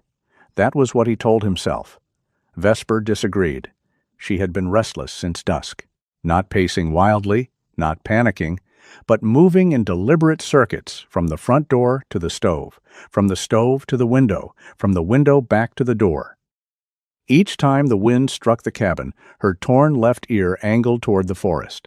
Her bad hind leg trembled when she turned too quickly, but she would not lie down. Barometric pressure, Elias said. Vesper stopped and stared at him. All right. You don't like the weather. She gave a low whine, almost swallowed by the wind. Elias looked toward the dark window. The glass reflected his own face back at him. Gray eyes, rough stubble, the faint line of the scar near his temple. Behind the reflection, the forest had disappeared into white. The phone rang. He did not jump, but his hand closed around the counter's edge before he answered. Nora? Mercer. Deputy Nora Bell's voice was clipped, wind hissing behind it. You heard from Orville today? Elias straightened. No, he's missing. The words made the cabin smaller. Nora continued. He was seen near the church around noon. Someone said he planned to go back toward the old ranger station before the storm worsened. Said he left his good gloves there. Of course he did, Elias muttered. He hasn't checked in at the warming shelter. June hasn't seen him. I've got a unit trying the lower road, but the pass access is turning ugly. Vesper came to the kitchen doorway and stood very still. Elias looked at her. You calling search and rescue? I called Miles Ardent. He's assembling 2 volunteers, but with this wind, they can't push higher until visibility improves. Conrad's on the county advisory line telling everyone to wait until morning. Elias's jaw tightened. Why is Conrad on any line about Orville? He funds half the winter rescue equipment. The answer was practical. That made it worse. Nora's voice dropped. He said risking trained personnel for a man who chooses to wander is bad judgment. Outside, the wind struck the cabin so hard the walls shuddered. Elias said nothing. 3 years ago, other men had used cleaner words. Procedure, conditions, limited visibility. We did what we could. The language had been different, but the shape was familiar. Wait, soften, explain, bury. Mercer, Nora said. Don't do something stupid. I'm getting my gear. That qualifies. I know the lower trail to the station. You know it in daylight. I know it better than Orville knows a hospital bed. That is not the standard I prefer. He pulled open the closet by the door. I'll keep radio contact. You tell Miles to stage at the lower service gate. If I find sign, I'll mark it. A pause. Then Nora exhaled through her nose, sharp and unhappy. You go on Channel 3. You check in every 10 minutes. You take flares. If I say turn back, you turn back. Elias was already laying out rope, a climbing harness, thermal blanket, first aid kit, hand warmers, flashlight, collapsible shovel, and 2 orange flares. Nora. What? I'm not leaving him out there. This time, the pause was longer. Channel 3, she said. 10 minutes. He hung up. Vesper stood between him and the door. No, she did not move. You're old. Your leg's bad. Visibility's garbage. June will skin me and hang me from the barn rafters. Vesper held his gaze, amber eye bright in the dim cabin. Elias reached for the harness June had lent him for controlled walks. Vesper stepped into it before he could finish bending down, as though patience with human denial had officially expired. "Fine," he said, tightening the strap carefully. "But if you collapse, I'm lecturing you from here to Easter." Her ear twitched. It was possibly agreement, possibly contempt. He dressed for the storm. Base layer, wool, waterproof shell, gloves, gaiters, headlamp. He clipped the radio to his chest strap and looped the rope over one shoulder. At the last second, he grabbed an old scarf from the chair near the stove, not Naomi's green one from the old house. This one was plain gray, rough wool, something he had bought at a gas station years before and never liked. He shoved it into his pack anyway. Outside, the storm hit like an open hand. The porch light showed only a few yards of the world. White air, black trunks, the steps already filling with snow. Vesper lowered her head into the wind. Elias leaned against it, one hand on the lead, the other gripping a trekking pole. They moved into the trees. The forest swallowed the cabin almost at once. Snow erased distance. The headlamp beam became a small tunnel full of flashing ice. Elias checked the compass more than the trail, counting landmarks by memory. Split pine, low boulder, creek bend, fallen spruce. Vesper did not pull. She moved slowly, nose low when the wind allowed, pausing when the gusts became too fierce. "Mercer!" Nora's voice crackled over the radio. He stopped behind a cluster of pines and pressed the button. Still on lower trail, about 15 minutes from the service cut. Visibility? Bad. That is not a measurement. Then professionally bad. A burst of static. Then faintly, "Miles is at the gate. 2 volunteers with him. They can't get the snow rig past the lower bend yet. Tell him to keep the engine warm. Don't make me regret not arresting you preemptively." Elias almost smiled. Would have been warmer. He released the button. Vesper had turned sharply toward the east, not toward the ranger station's front approach, toward a drainage line that ran below it, a place choked with brush and half-buried culverts. Elias knew it from summer runs. In winter, it was a trap with a polite white roof. "No," he said. Vesper looked back. The wind screamed through the pines. Somewhere far off, a branch cracked like a rifle shot. Elias felt the sound move through him.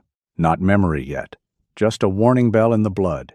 Vesper gave one short bark. Not fear. Marker. Elias swallowed. Slow. They left the trail. The ground dipped beneath the snow. Twice, Elias sank to the knee. Vesper stumbled once, her bad leg buckling, and he reached down without thinking. She did not snap this time. She allowed his hand under her chest long enough for balance, then pushed forward again with offended dignity. "Stubborn old queen," he breathed. Her tail moved once. Maybe not. The wind might have done it. They reached the drainage hollow 20 minutes later. Elias's beard had iced over. His gloves were stiff. The radio hissed against his chest, Nora demanding a check-in. He answered with numb fingers. "At the culvert line east of the station. Vesper has sent, or thinks she does." "Or thinks she does?" "She's more certain than I am." "I'm shocked." Another voice cut in, male, breathless but controlled. "Mercer, this is Miles Ardent. We're moving up from the gate on foot. Give me a sound mark if you find anything." Miles sounded younger than Elias expected, and less foolish than Elias hoped. Good. Foolish men died fast in storms. "Copy," Elias said. He lowered the radio, then he heard it. At first, it was nothing. Just the storm playing with metal somewhere in the trees. Then it came again. A thin, irregular sound. Not a branch, not ice. A bell. Vesper stopped so abruptly Elias nearly tripped over her. Her whole body aimed toward a dark break in the snowfield ahead, where a drainage pit had been covered by a weak crust of ice and drift. The bell came again, tiny, ridiculous, alive. Elias's chest tightened. "Orville!" The storm answered. Vesper barked 3 times, short and hard, then lunged toward the pit. Elias caught the lead before she could get too close. "Easy." Easy. He crawled the last few feet on his stomach, spreading his weight. His headlamp beam cut over the edge. Below, maybe 8 feet down, half buried in slush and snow, lay Orville Tate. His red wool hat was gone. His beard was crusted white. One arm was pinned awkwardly under him, the other still looped through the strap of his backpack. The little brass bell tied to it shook whenever he shivered. His eyes opened halfway. "Mercer?" His voice was paper-thin. "Tell the crows." Meeting postponed. "Not canceled?" "Never canceled." Elias almost laughed, and the sound nearly broke into something else. He keyed the radio. "Found him. Drainage pit east of the station. Alive. Hypothermic. Need extraction. Marking with flare." Nora's voice came back instantly. "Stay out until Miles reaches you." Orville groaned below. Water moved beneath the snow. The pit was filling slowly from runoff under the culvert. Elias looked at Vesper.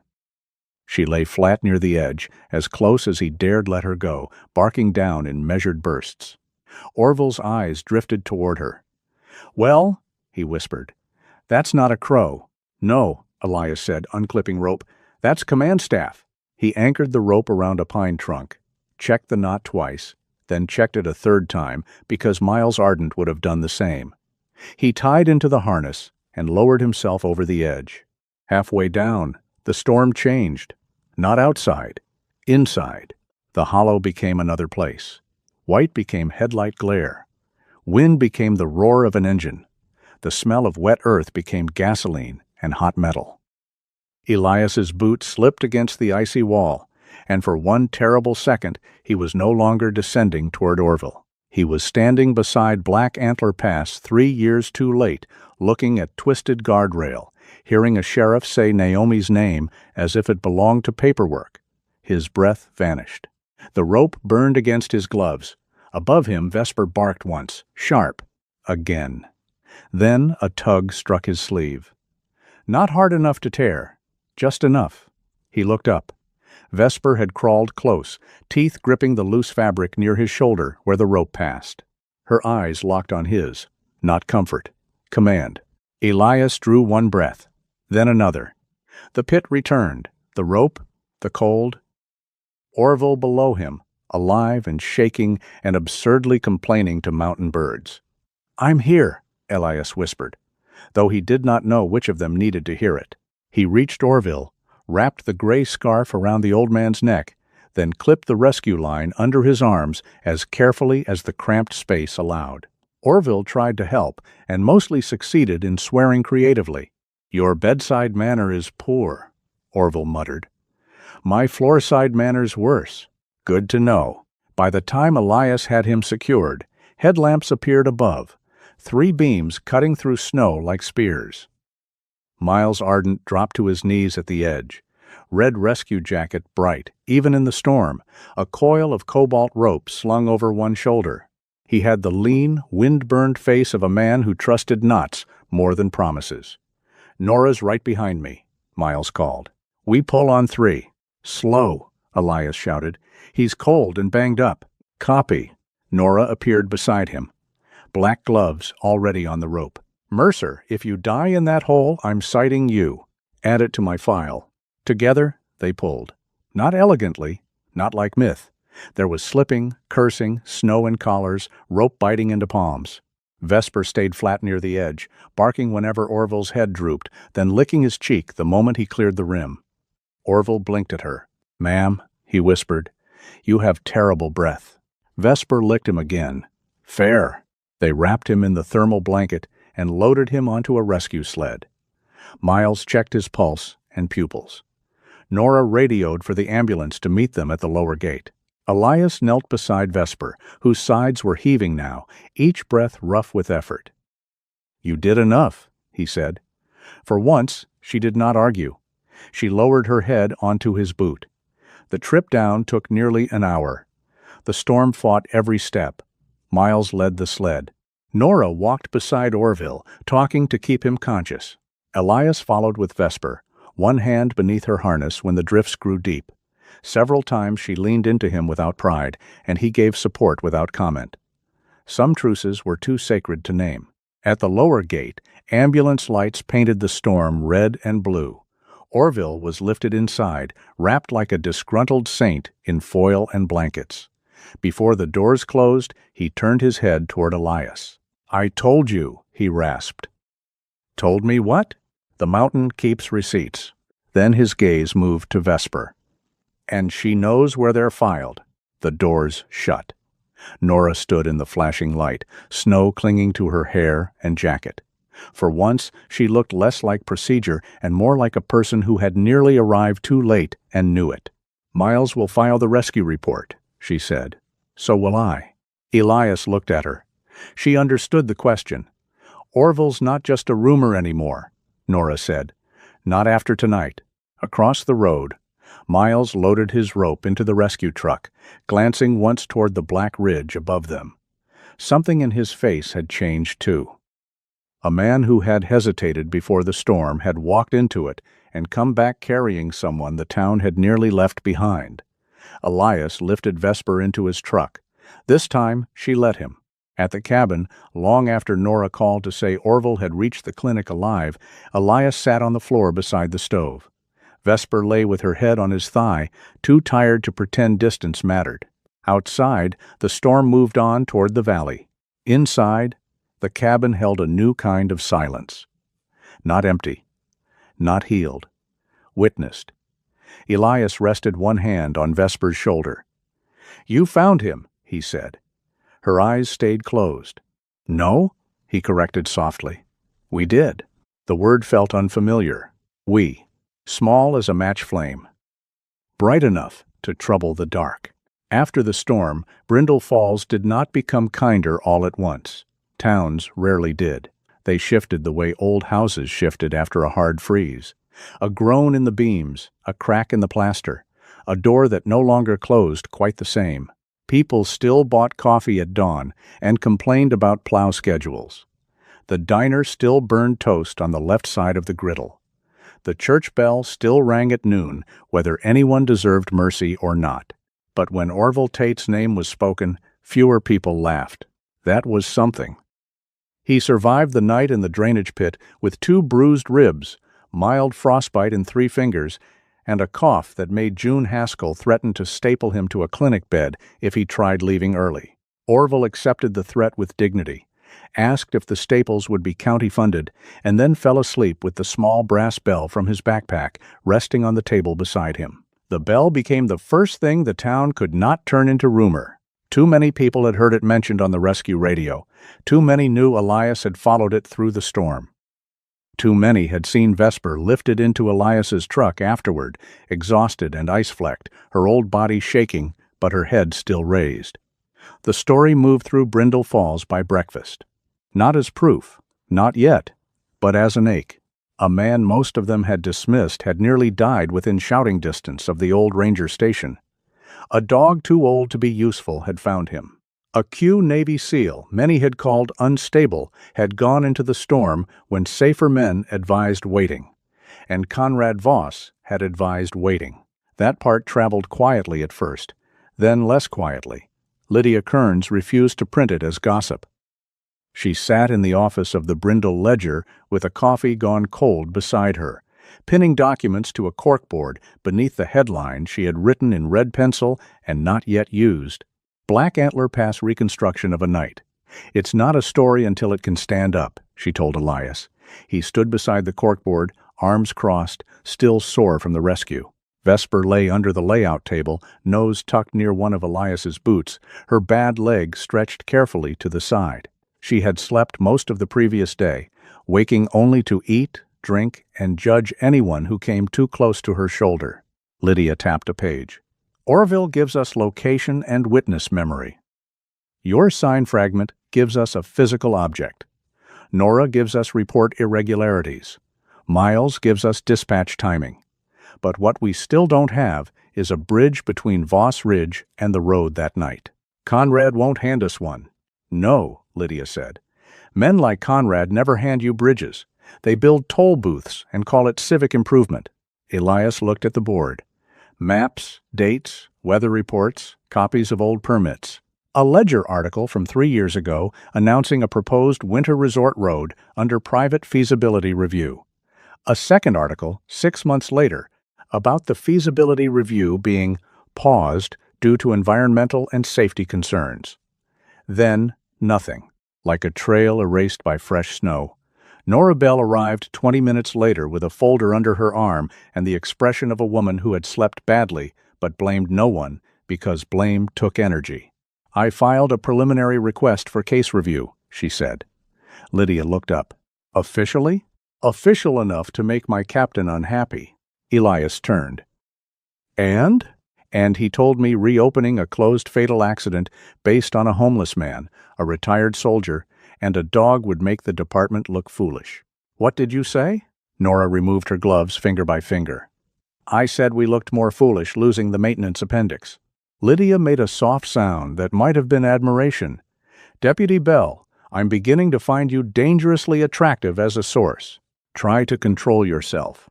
Nora laid out copies of dispatch logs from the night of the accident. Her finger moved down the page. "Official report says the first plow reached the pass at 2:40 a. Minus dispatch record says the plow was not assigned until 3:12. That doesn't prove a cover-up.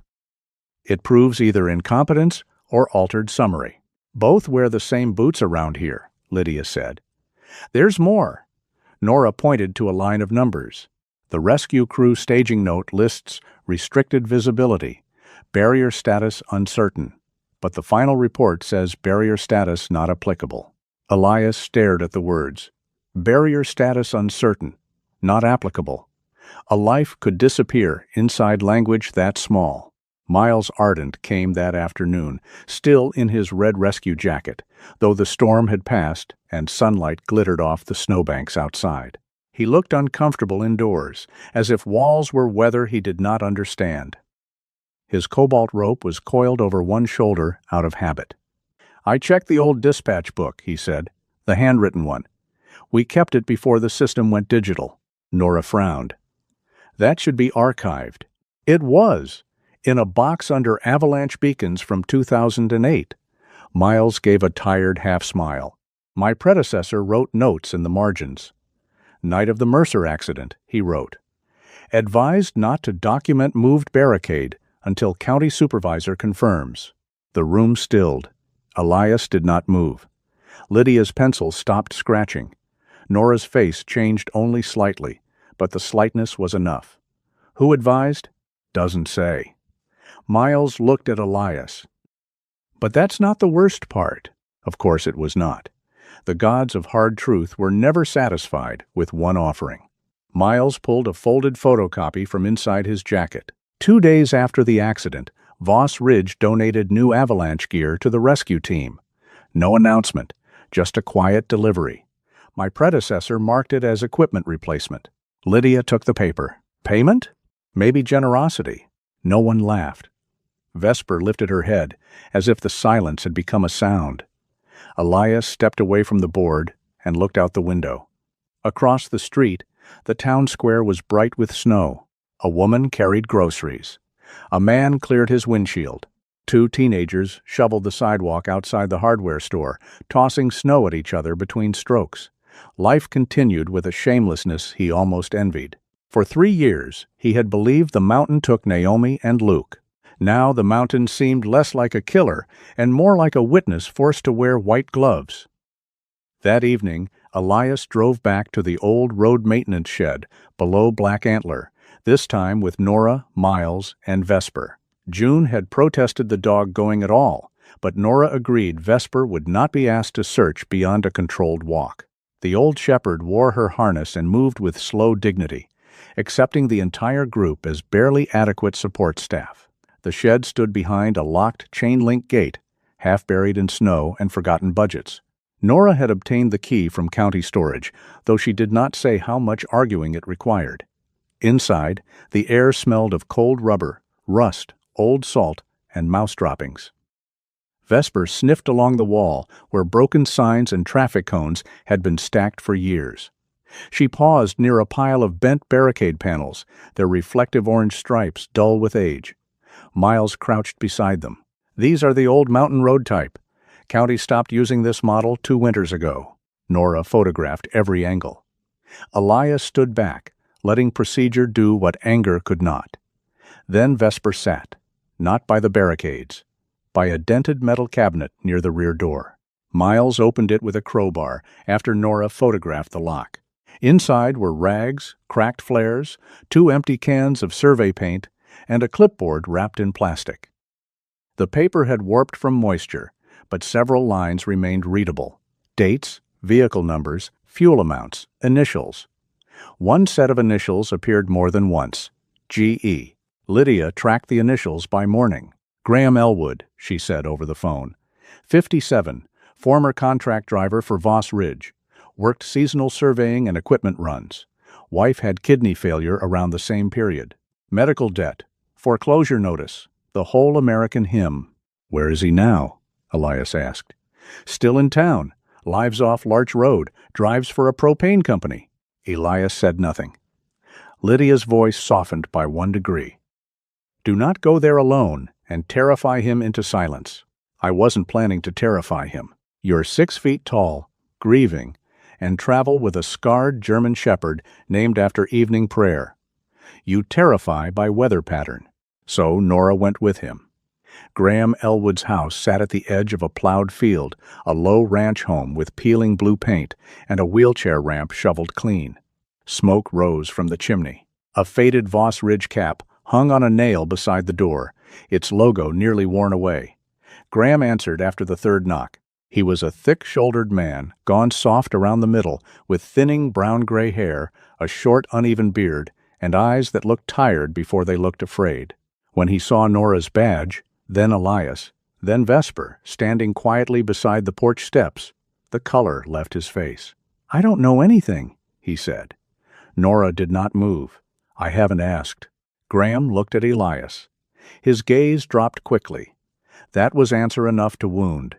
They sat in his kitchen because his wife was asleep in the back room, and Graham did not want to wake her. A pill organizer sat near the sink. Medical bills were stacked under a magnet shaped like a sunflower. The house smelled of soup, wood smoke, and the sour edge of worry.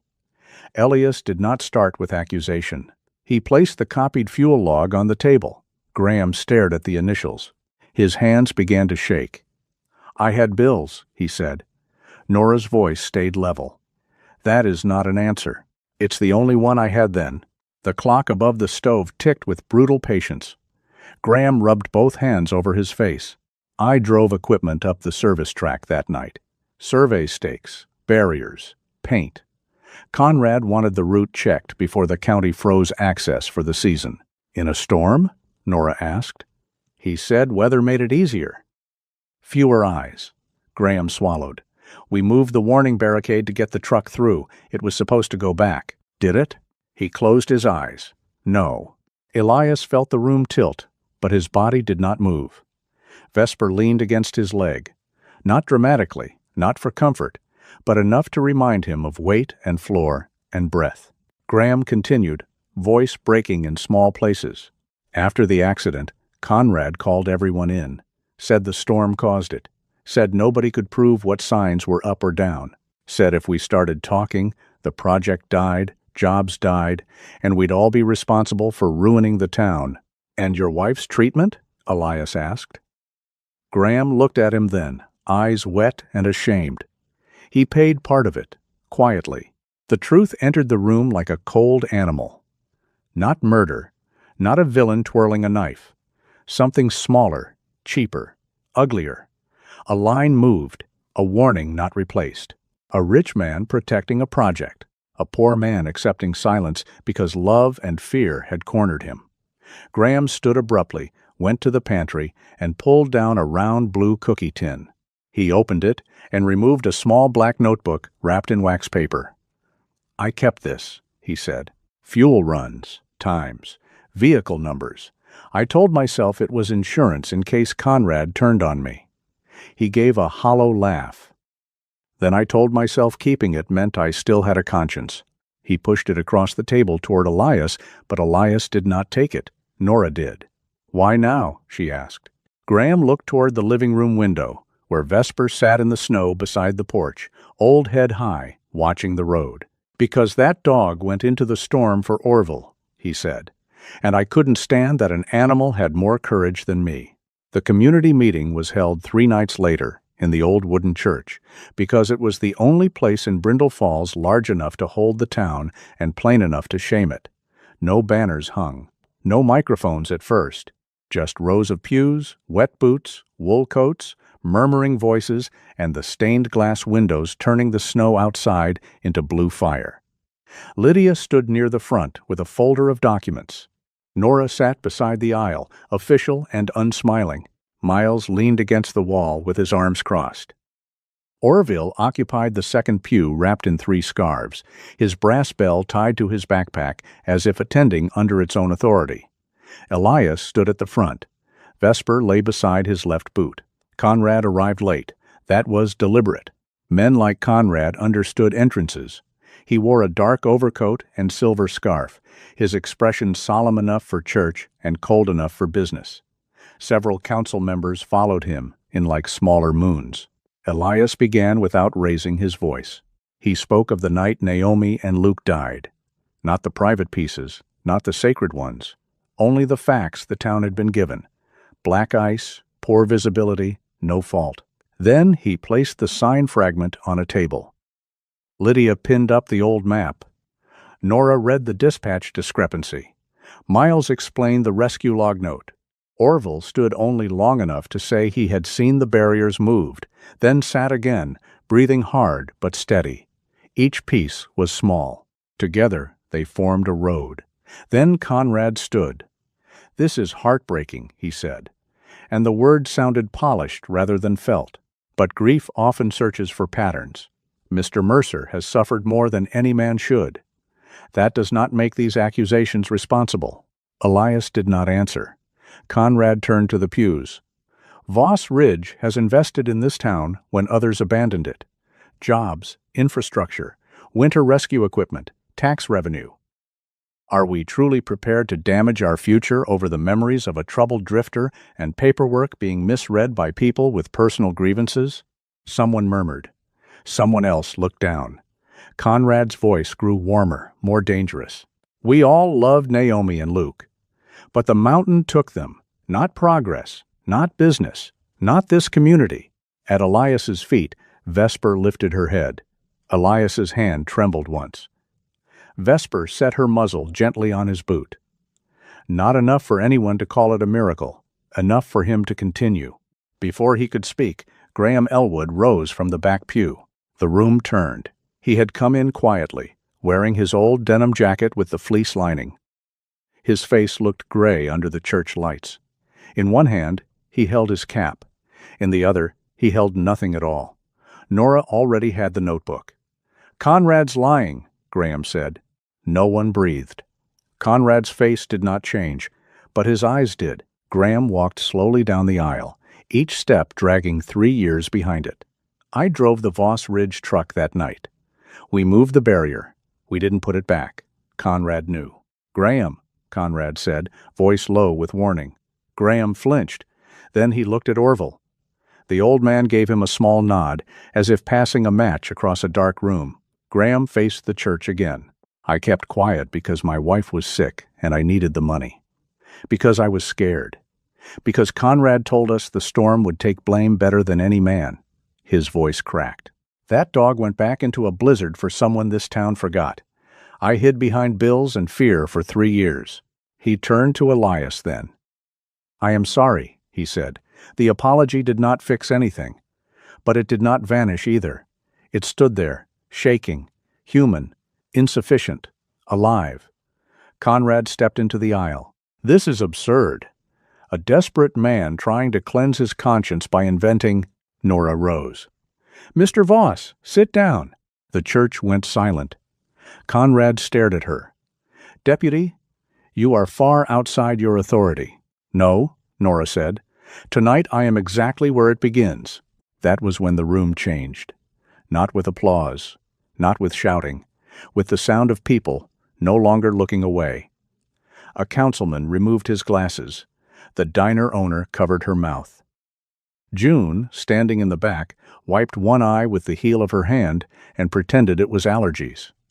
Miles stared at the floor like a man measuring the cost of every time he had chosen caution over courage. Elias looked out at them all and understood something that brought no comfort but did bring clarity. Conrad had not buried the truth alone. He had only known where the town was willing to dig. The meeting ended without celebration. Nora collected statements. Lydia collected copies. Graham sat in the front pew as if his bones had finally become too heavy. Conrad left through a side door, coat flaring behind him, his kingdom not destroyed but cracked. Outside, snow fell lightly. Elias stood on the church steps with Vesper beside him.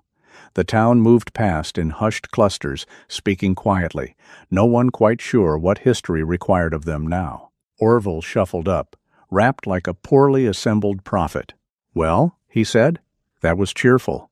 Elias let out a breath that was almost a laugh. Orville looked down at Vesper. "Your committee work is improving, ma'am." Vesper ignored him with dignity. Across the street, the billboard for Voss Ridge glowed under a street lamp. A brighter winter for Brindle Falls. The words looked different now, less like a promise, more like a question the town had finally learned how to ask. The investigation did not end with sirens. That disappointed some people. Brindle Falls had always liked its justice easy to recognize. A man in handcuffs, a door slammed, a headline large enough to fold over breakfast. But truth, once dragged out of the snow, moved more like an old animal with a wounded leg. It limped, it paused.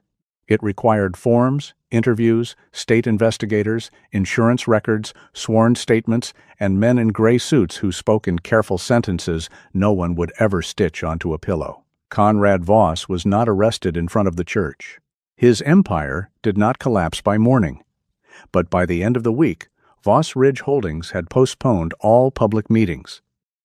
By the next, the state had frozen permits connected to the resort road. A month later, 2 investors quietly withdrew. The billboard in the town square remained standing for a while, still promising a brighter winter for Brindle Falls. But someone had thrown a snowball at the word brighter, and the frozen smear stayed there until the next thaw. Conrad was still seen in town. That, too, disappointed people. He appeared once outside the bank, silver hair combed back, dark coat immaculate, his face composed in the way of a man determined not to grant the public the pleasure of seeing him bleed. A few people nodded to him out of habit, fewer than before. He paused as if expecting more, then continued down the sidewalk alone. Power rarely vanished in a flash. Sometimes it simply discovered the room had grown colder. Elias Mercer watched all of this from a distance. He gave statements. He answered questions. He handed over the sign fragment, the copies of Lydia's records, the location of the old road maintenance shed, and the broken tag that belonged to Vesper. Nora Bell made sure everything entered the proper channels. Lydia Kearns published not a triumphant exposé, but a severe, carefully documented series of articles that left very little room for Conrad's lawyers to call her reckless. Miles Ardent submitted his rescue logs. Graham Elwood testified through tears and nausea, looking 10 years older each time he came out of the courthouse annex. Orville Tate, who had recovered enough to become unbearable again, declared that justice was a mule in formal shoes and therefore could not be rushed. No one knew what that meant. Everyone suspected he did. Through it all, Elias waited for relief. It did not come. The truth had not returned Naomi's laugh to the kitchen. It had not put Luke's boots by the back door. It had not restored the years Elias had spent accusing Winter, because it was easier than accusing men. It had only cleared a patch of ground and shown him what had been buried there. Some mornings, that felt worse. On a pale Thursday, after the community meeting, Elias drove to the old Mercer house. Vesper rode beside him, as she always did now, no longer rigid in the seat but not careless either. Age had not made her soft. Trust had only given her permission to be tired. Her torn ear flicked whenever a truck passed. Her cloudy eye reflected the white road. Her good one remained fixed ahead, amber and alert. The house stood in the center of town beneath a clean blue sky.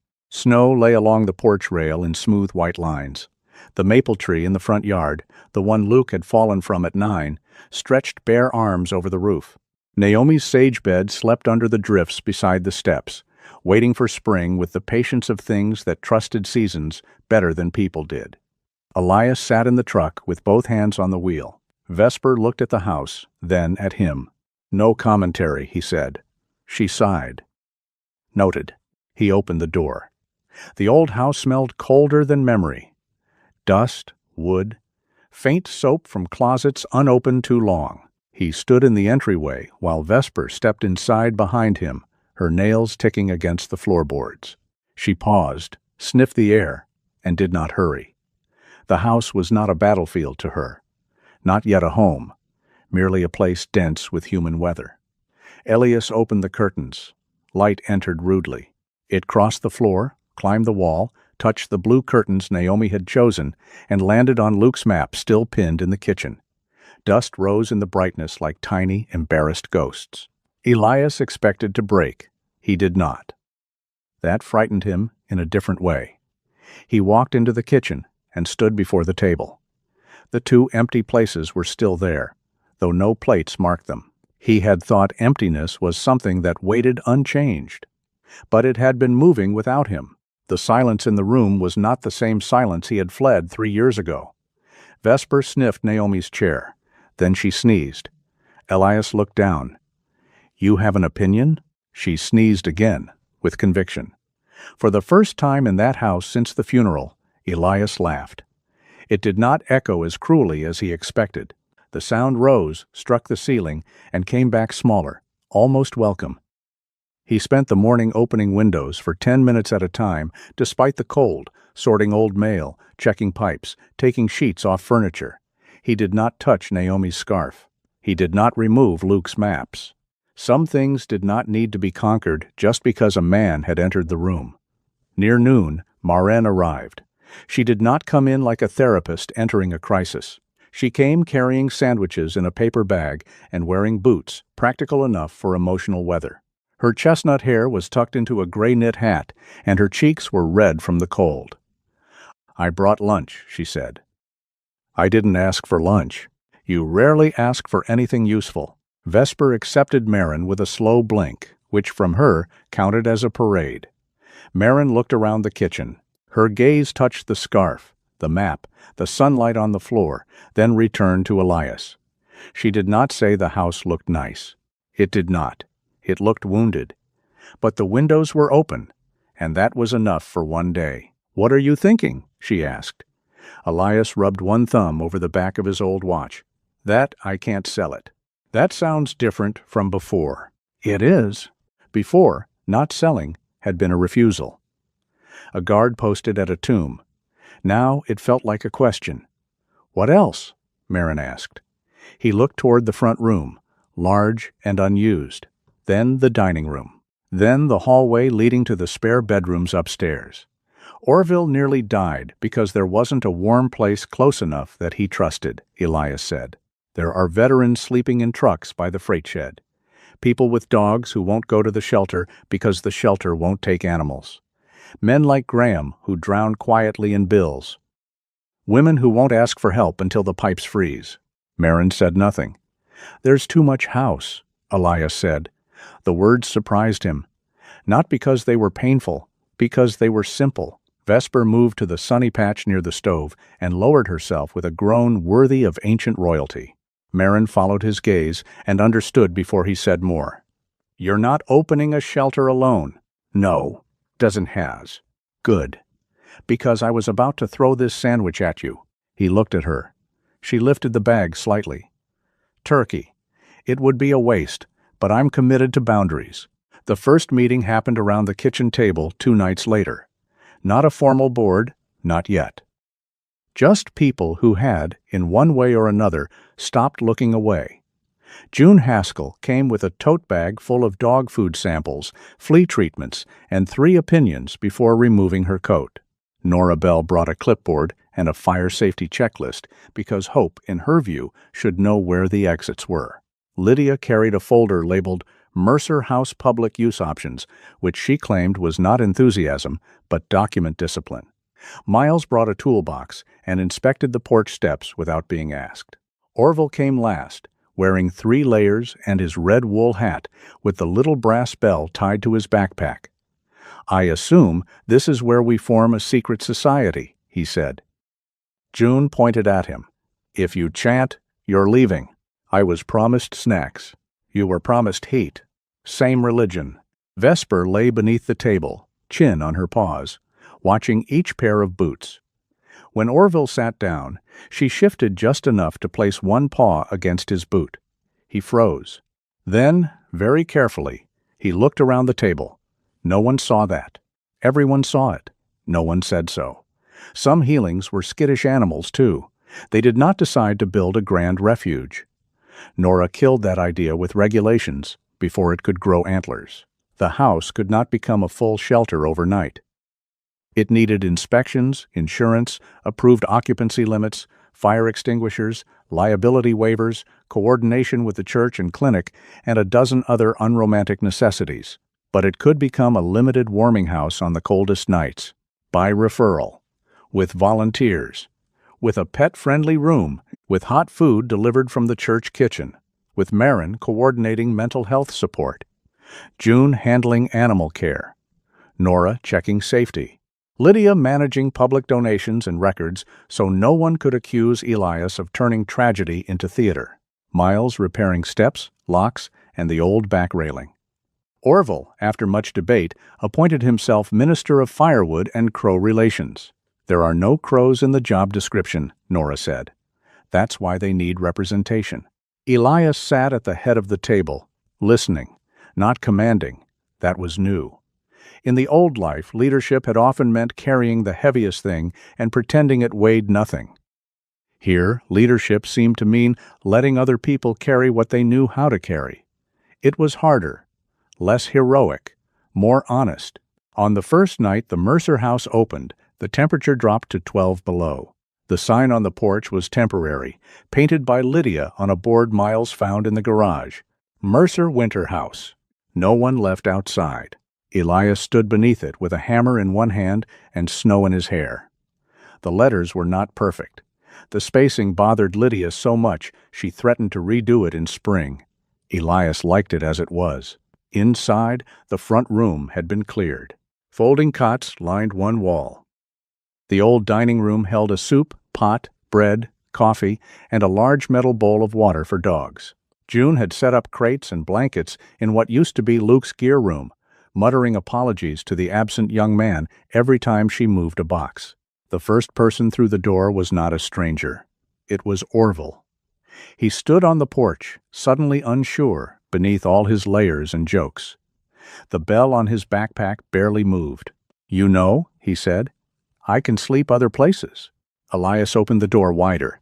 "I know. Not helpless. I know that too." Orville looked past him into the warm hallway. His eyes moved to the staircase, the lights, the soup, the old hooks by the door where Naomi's coats had once hung. "I snore," he warned. June threatened worse. "That woman is a public hazard. Come in, Orville." The old man crossed the threshold. Something in Elias's chest shifted then, not breaking, not healing, just moving aside to make room. More came after. A veteran named Paul with a limping terrier. A woman from the freight shed who refused to give her last name but accepted 2 bowls of soup. A couple whose car had died outside town. Graham Elwood arrived carrying split firewood and did not look Elias in the eye until Elias took the first armload without a word. No speeches were made. No one praised Elias. That helped. Vesper stationed herself near the front room entrance, where she could see the door, the stairs, and the soup table, not guarding against the people inside, guarding the fragile agreement that tonight at least no one would be put back into the cold because their need arrived inconveniently. Late that night, after the last cot creaked quiet and Orville's snoring proved legally significant, Elias went to the kitchen. Naomi's scarf still rested over the chair in the corner. He picked it up. For a moment, his hands would not move. Then he folded it carefully and placed it on the back of a chair by the stove. Not in a box, not hidden away, just somewhere warmer. Vesper came to stand beside him. She leaned, gently this time, against his leg. "I know," he whispered. The next morning, Elias drove with Vesper to Black Antler Pass.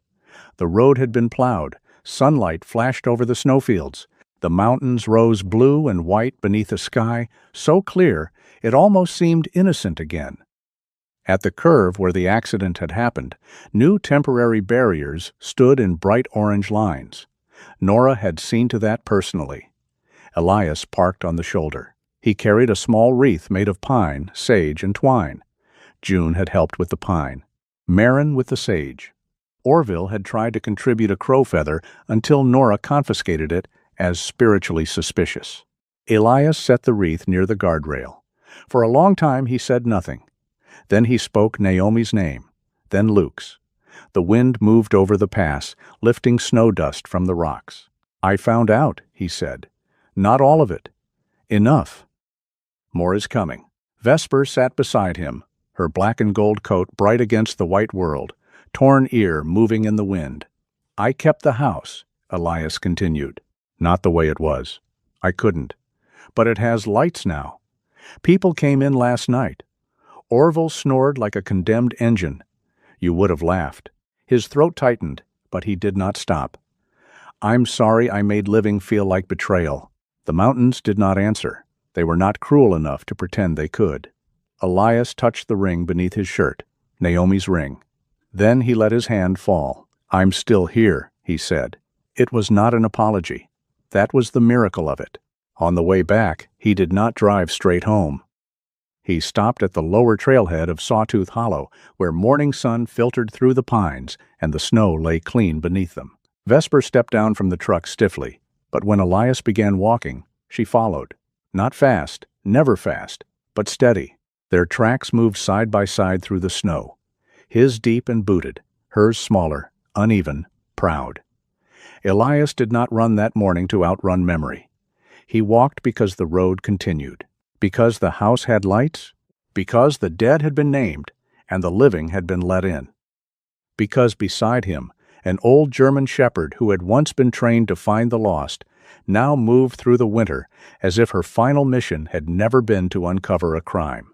It had been to bring one man back to the world. Behind them, Brindle Falls woke slowly beneath the snow. Ahead, the trees opened to a pale gold ridge where spring, still far away, had begun its secret work under the frozen ground. Sometimes healing does not arrive like thunder. Sometimes it comes quietly, through an old dog at the door, a light left on, a bowl of soup, or one brave choice to stop leaving people outside in the cold. Elias learned that peace after loss does not mean forgetting the ones we loved. It means carrying their love forward, until an empty house becomes a shelter, and a broken heart becomes room for others. May God give you the courage to keep one small light burning, even in your hardest winter. If this story touched your heart, share your thoughts in the comments. And if you believe stories like this still matter, please subscribe and stay with us for the next one.